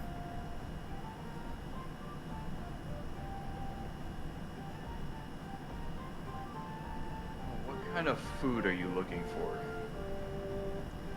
The chest opens its trunk as it talks to you, saying, just like, well, right now I'm kind of craving deer meat, but...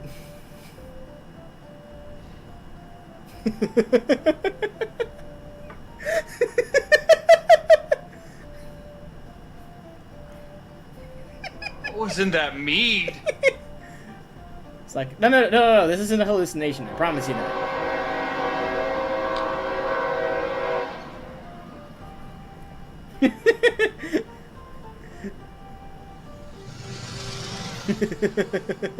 Okay, we're good. You're just like, no. This isn't a hallucination. I promise it's not a hallucination.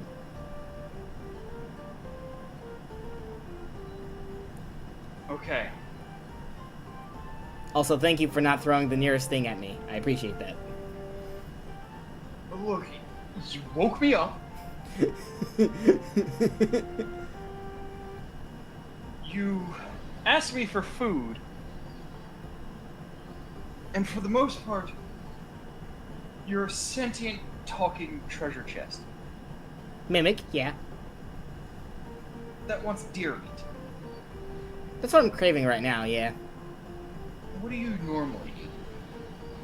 Whatever I'm craving, usually.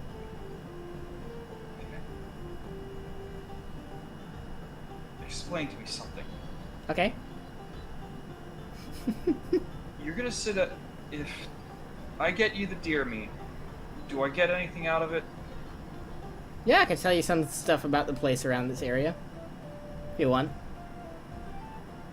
Otherwise, I don't know. What would you want other than, you know, information? What can a mimic offer? It could be a pet. He's just like, pet. He sounds okay. So really quick, when you say pet, his response is like offense, similar to like how you would react if someone called you a pet. I know. I'm just letting you know. That's his reaction. He's like, excuse me, I'm not a pet. I'm saying it under my breath. It's like, yeah, he hears that. oh, fantastic. He's like, excuse me, I'm not a pet. Rude. I mean, look, if I took you into a town and didn't call you a pet, somebody would try and kill you. It's like, someone's gonna try to kill me regardless of whether you call me a pet or not. Unless I say you're with me. Pretty sure that would get you arrested. Why? What's wrong with keeping a mimic as a companion? Have you heard of anyone who trusted a mimic in the slightest? Have you ever heard of a mimic being, vocal? Yes, there's a couple of us that are. Couple. Yeah. Not common, but... I was gonna say, that does not denote a lot. No. Hence the reason you're probably not gonna get a good reaction from people. Crying loud. The people here are superstitious enough. You guys found the mimic? I found a speaking mimic. And this is fantastic. Speaking of which, okay, so we'll pause since Lorson's back, and get back to Lorsan and Troxel as they wake up. Oh, I have to fix my camera, I guess. It always does this, I don't know why. So Troxel, you wake up, you're feeling groggy and tired and sluggish. Not, like, extremely, but just, like, you know, you woke up, you didn't really... Go down to breakfast, wait for... You don't get breakfast at the inn. You want to go to a tavern for that, but all the taverns are closed, well, so... I want to meet Larium. Lyrian? Little Red. We go to the tavern. And It's then, just for get perpetually breakfast and then head out to see Grimshaw. She's waiting for you downstairs. Okay. And head out immediately and to Grimshaw and go to the mines. Okay. She follows you guys, and she's kind of like, "Hey, oh, you don't look too good," she says, looking at Troxel. I had an experiment last night. I tried to sleep. I did sleep, but it was not a restful rest. She's like, "Yeah, it usually takes a couple of days to kick in."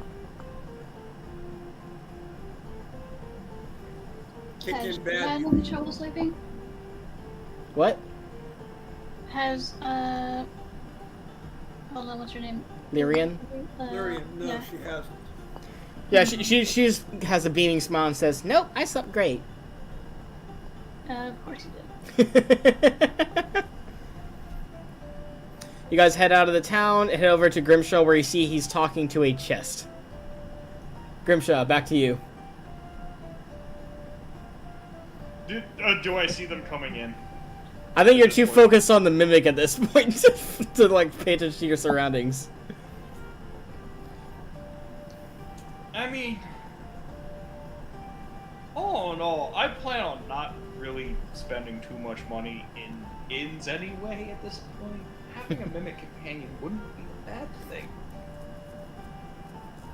It'd be an extra friend on the field, or an extra hand on the field. I'd rather not fight if I'm being honest. I'm just in it for the food. I'm really good at finding information, but don't really like fighting. That's more of my maniac brethren. You know, perhaps you and I could be good friends after all.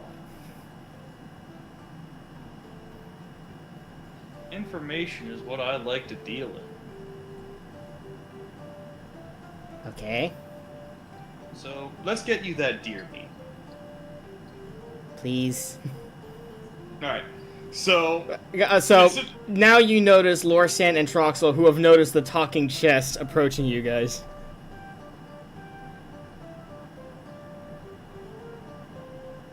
Why haven't you pummeled this one into dust like we did the last one?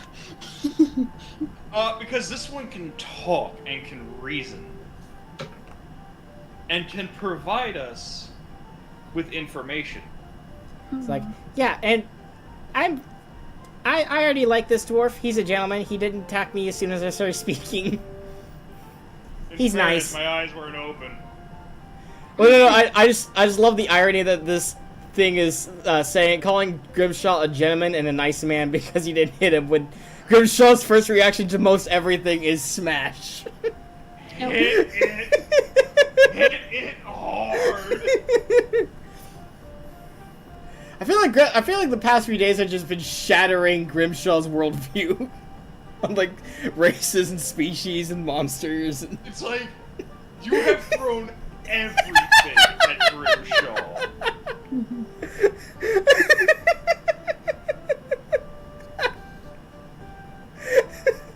It's like, it's not even funny. It's literally just like, we're gonna throw every sapient, sentient thing at Grimshaw just to be like, nah, fam, you ain't top pick dog in the pile.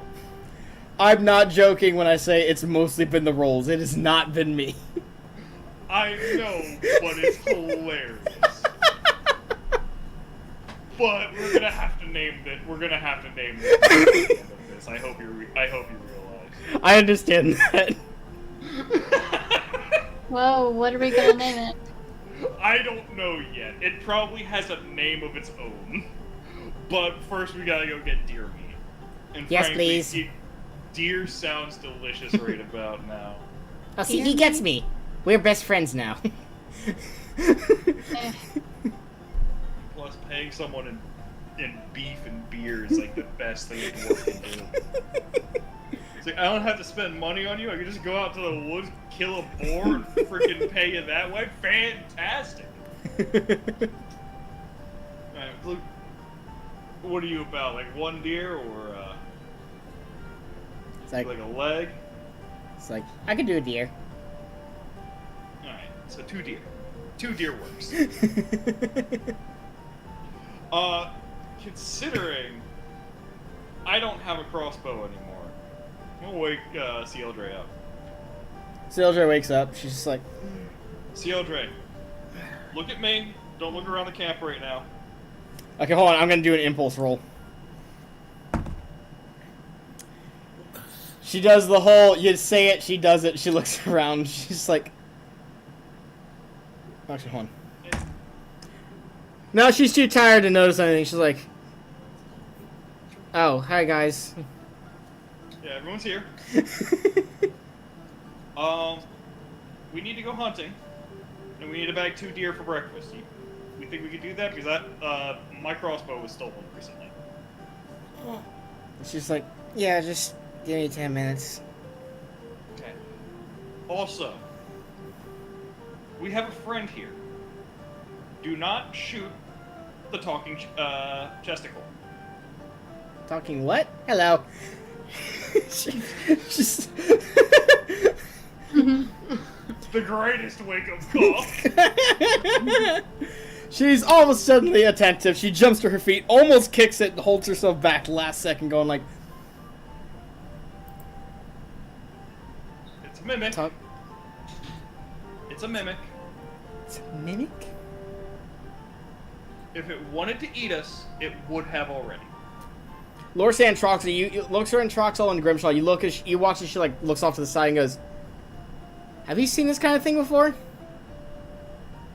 No. Not You one have? that can talk, no. Really? She's talking to her tween. Oh, gotcha. She just looks back at the chest and she goes, "There are more of you?" She's like, "Yeah, there are more of me. We usually don't trust people too often, but when we get starving." Okay. My whole world flipped upside down just now. You and me both. But we have a friend. A friend who could be exquisitely helpful. Can we trust? We can? She almost looks disappointed when she gets a responsive yes from this thing. She goes, we can trust it? Okay.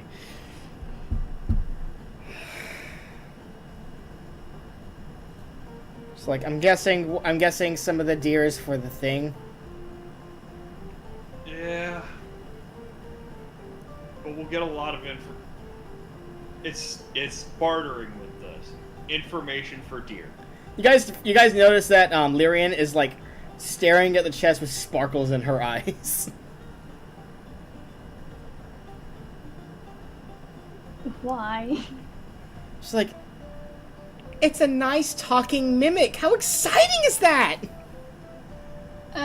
She immediately sits beside it and starts talking to it, trying to engage in conversation. You know what? I don't doubt it. Listen, if I came across... Look, if this was in the middle of a dungeon, I would not have asked 2 questions. That thing would have been collapsed in one hit. But this, like, literally woke me up out of a daze. Like, it literally hopped... Wait, how long have you been following me? It's like, "I saw you last night." So you were the rattling behind me. It's like, "What rattling?" You were not the rattling behind me. Okay.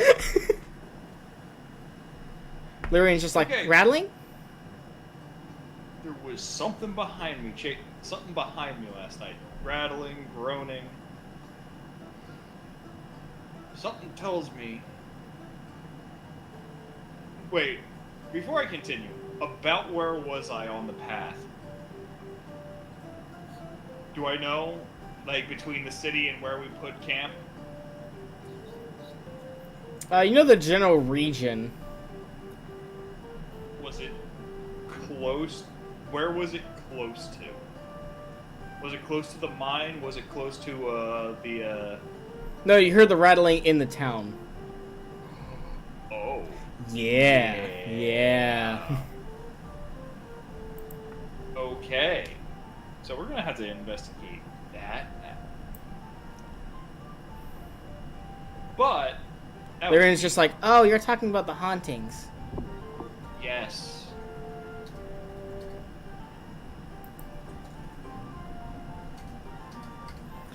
I guess that's what they were.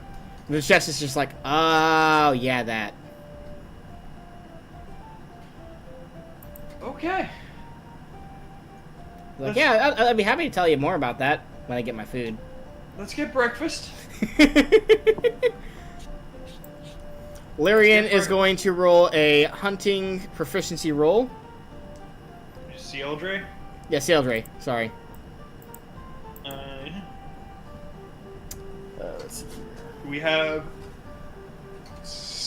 There's so many questions to be asked. Grimshaw's hurt. His brain is just mush right now.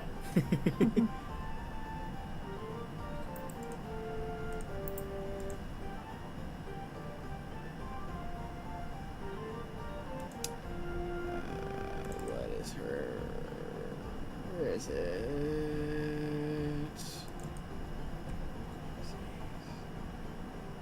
That's not it. One second, guys. I need to find her information.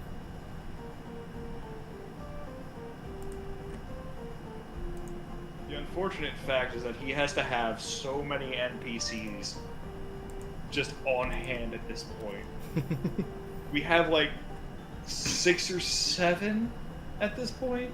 I usually keep track of the important NPCs. I know. Any random ones you encounter, I just give them a name, and then if they Yeah. become important, I'll create a stat sheet later. But the problem is we have like 7 or 8 of them right now. And that list is slowly growing. Yeah. Okay. Oh, hell yeah! How many deer? Oh no, like, well, first things first, are you hunting as well, or are you just standing by? I can't hunt. What do you mean? Remember, like, 4 or 5 sessions ago when we encountered the bandit group and they stole my crossbow and my crossbow bolts? Yeah, okay, gotcha. That's what you're talking about. Alright. Can't. Unless I want to try and swing my hammer at one of them, which would be really funny to watch. Right. Run.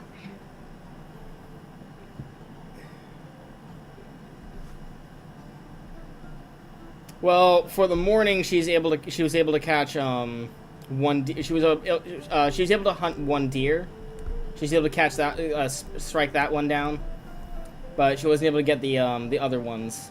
She comes back around noon with the deer. Sweet. Well, let's get the deer cleaned and have a decent meal. Jess again says, like, great, I'm starving! And we're gonna... Cook? You want it cooked, or you just gonna eat the thing raw? He's like... I mean, if you're willing to cook for me, I wouldn't mind trying that. Yes, always eat their stuff raw. And we need to get the... Well, the mimic just said if you guys cook it for him, he wouldn't mind trying that. I can cook a leg for you. And with that, we're gonna end the session. So we're starting next week, not at the mine, but at the mansion, or what? Ideally, the mansion, but we could probably fit both in it. Yeah, we probably could, because I don't think the mine's gonna be that big. I feel like the mine's gonna be like, we're gonna go in, something's gonna happen, and then we're gonna leave. I feel like the mansion's gonna be the big part of the next story. Yeah. Okay. But ideally, we'll start with the mine. So we're playing October 19th. It's the Halloween version. Casey's going to be with us. Ideally, yes, Casey will be with us by then. And we're either starting at the mine or the mansion, depending. Yep. Okay. The chest is gonna magically morph into Casey. Thanks, Christian. My pleasure, man. And I'll see everybody 2 weeks from now. Okay. See you then. Yeah, I guess experience points don't matter too much for tonight's session. You'll get a few experience points. I just have to decide how much. Again, I haven't created the new experience tables yet for non-combat. So Yeah, there was a lot. Again, another exposition one. well, even then, like, there are certain times where, like, if you're encountering a character who's, like, very hard to convince and you manage to convince them, that would gain you experience points. Anything that you managed to achieve that actually had merit to it, by all rights, that should be giving you experience points. Yeah, no, Especially when absolutely. you have a minus 40 on your charisma. Yeah, really. Again, these people have gone without sleep for several days, and they are not in the mood of being questioned. So, I just like how we are slowly building up like this entourage of people. Right. It's like we're just gonna be traveling all together the entire time. Because I feel like Cieldre is gonna become an almost permanent fixture in our group. Freaking Little Red's probably gonna become one in our group. Well, I certainly have interest in her as a wizard. Well, just remember, basically the limits of how many people you can have in your group depends on your charisma score. But the larger your group, the more you're going to have a lot of various issues. For example, where you're going to sleep, food, and then if you want to keep all those people, you have to remember like sharing anything you find with them. You're going to be drawing a lot more attention with a larger group, and so forth and so forth. Oh yeah, I know. It's true. But we're going to be safer with a larger group, too. I'm just saying, don't forget all the baggage that comes along with that. Okay, I understand. There's good and there's bad. And one of the biggest bads about it is that we really do give our DM multiple personality disorder.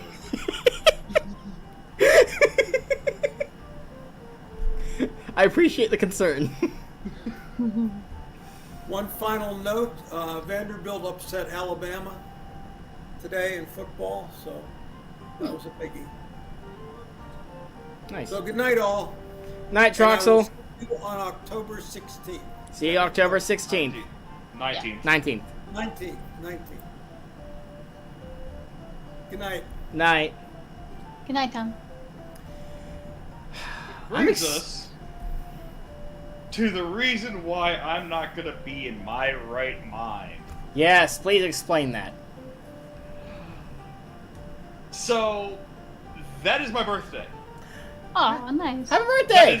I'm saying that ahead of is- time. Happy birthday! No, that is not like a few days before my birthday. That is not a few days after my birthday. That is Aw, 100% birthday. Gotcha. So, there's a good chance I'm gonna fucking wake up, grab a beer out of my fridge, and day drink the entire day through. Like, I got friends coming over who are like, well, no, we're day drinking.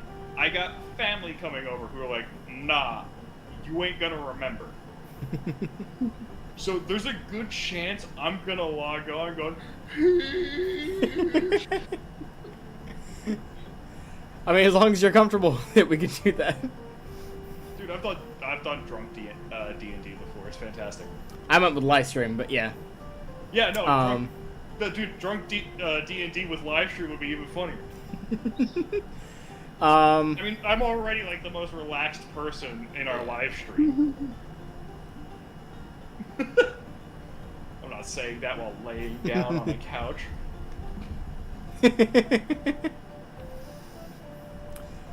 I'm glad you enjoyed the mimic.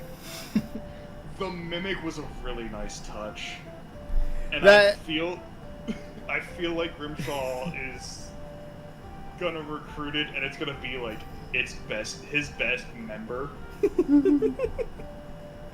Because we're gonna walk into town, and can a mimic shapeshift, or is it like they stuck as? No. Mimics can be any physical object, and I'll clarify. The speaking mimics are not as big as the larger mimics, so it's not like a giant chest or door size. It's like this size of a chest.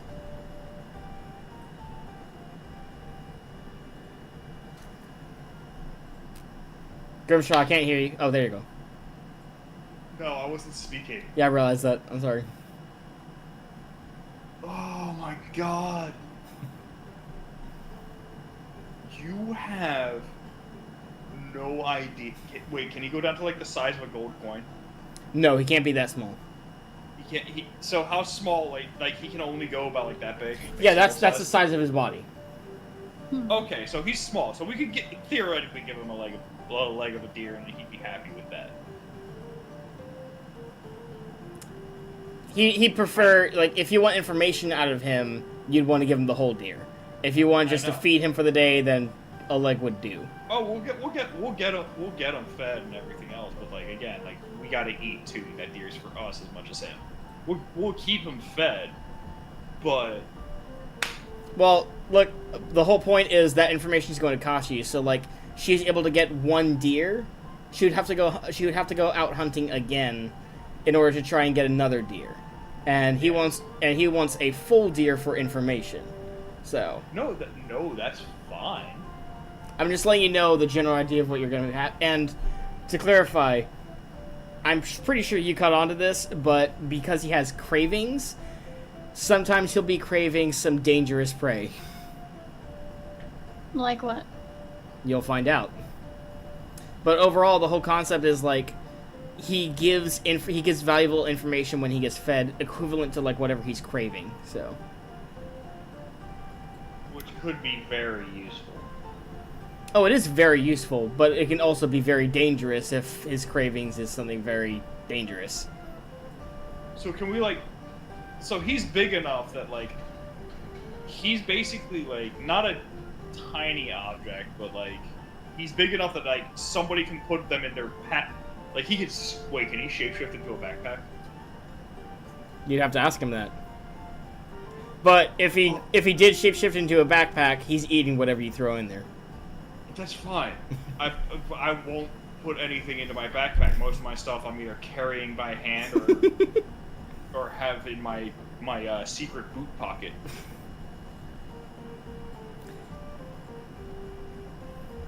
Yeah, that boot pocket would likely only be able to hold a few tiny objects. Like, Yes, but like Grimshaw doesn't have a lot. Like he has like a bedroll. He has a backpack.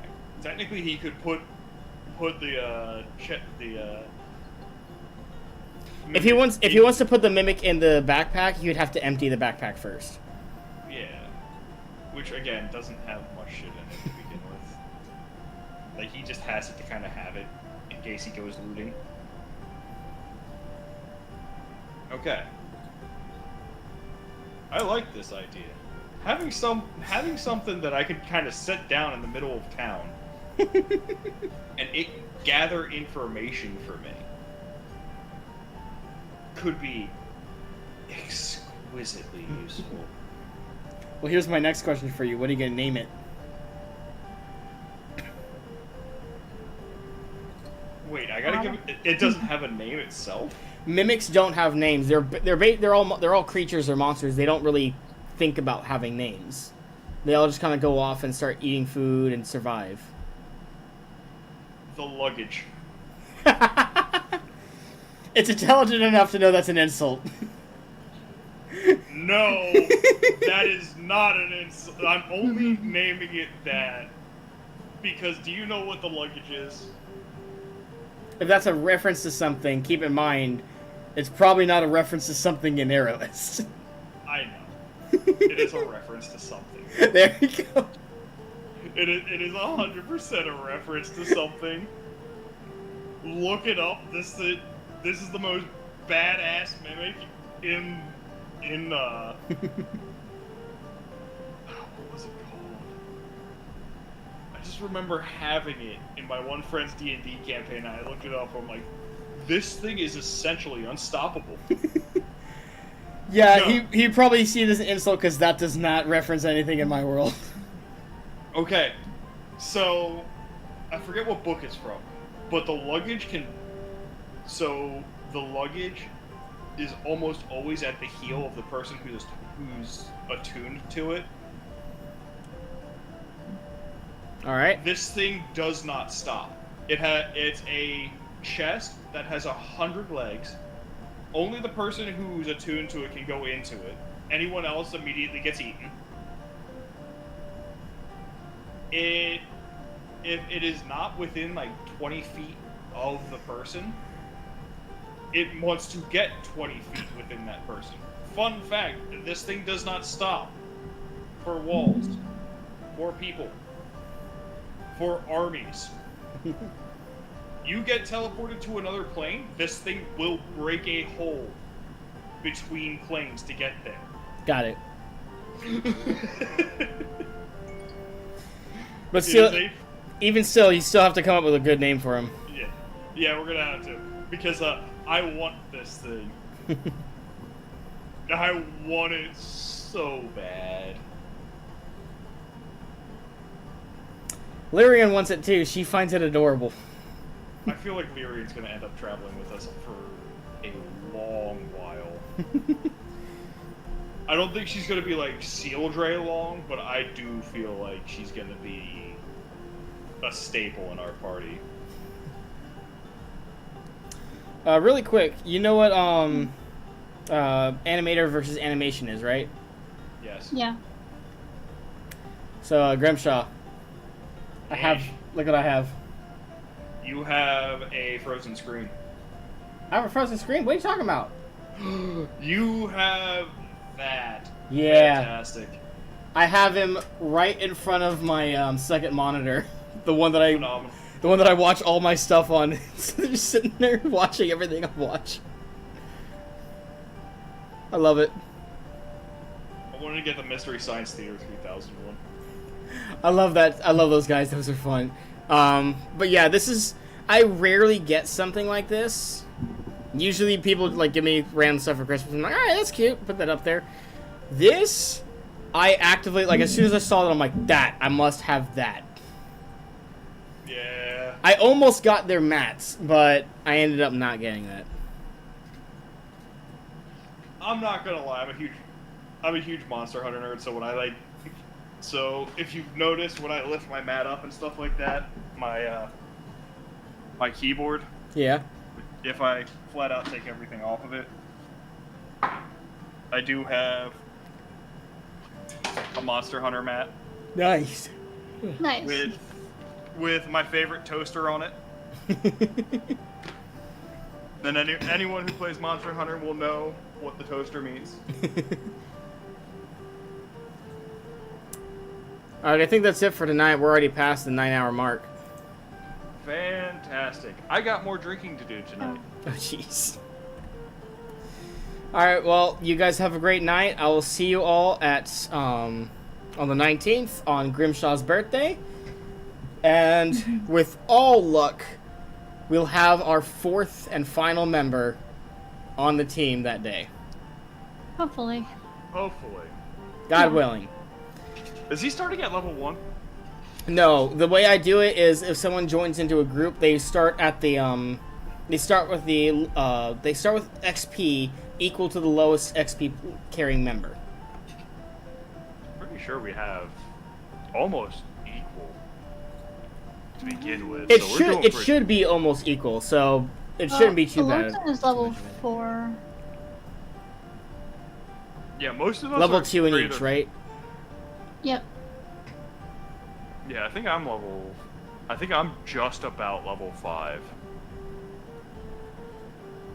Which is, well, I mean, I was about to say which is surprising because warlocks level up faster than fighters do, but monks level up slower than others do, so it's Yeah. kind of balances out.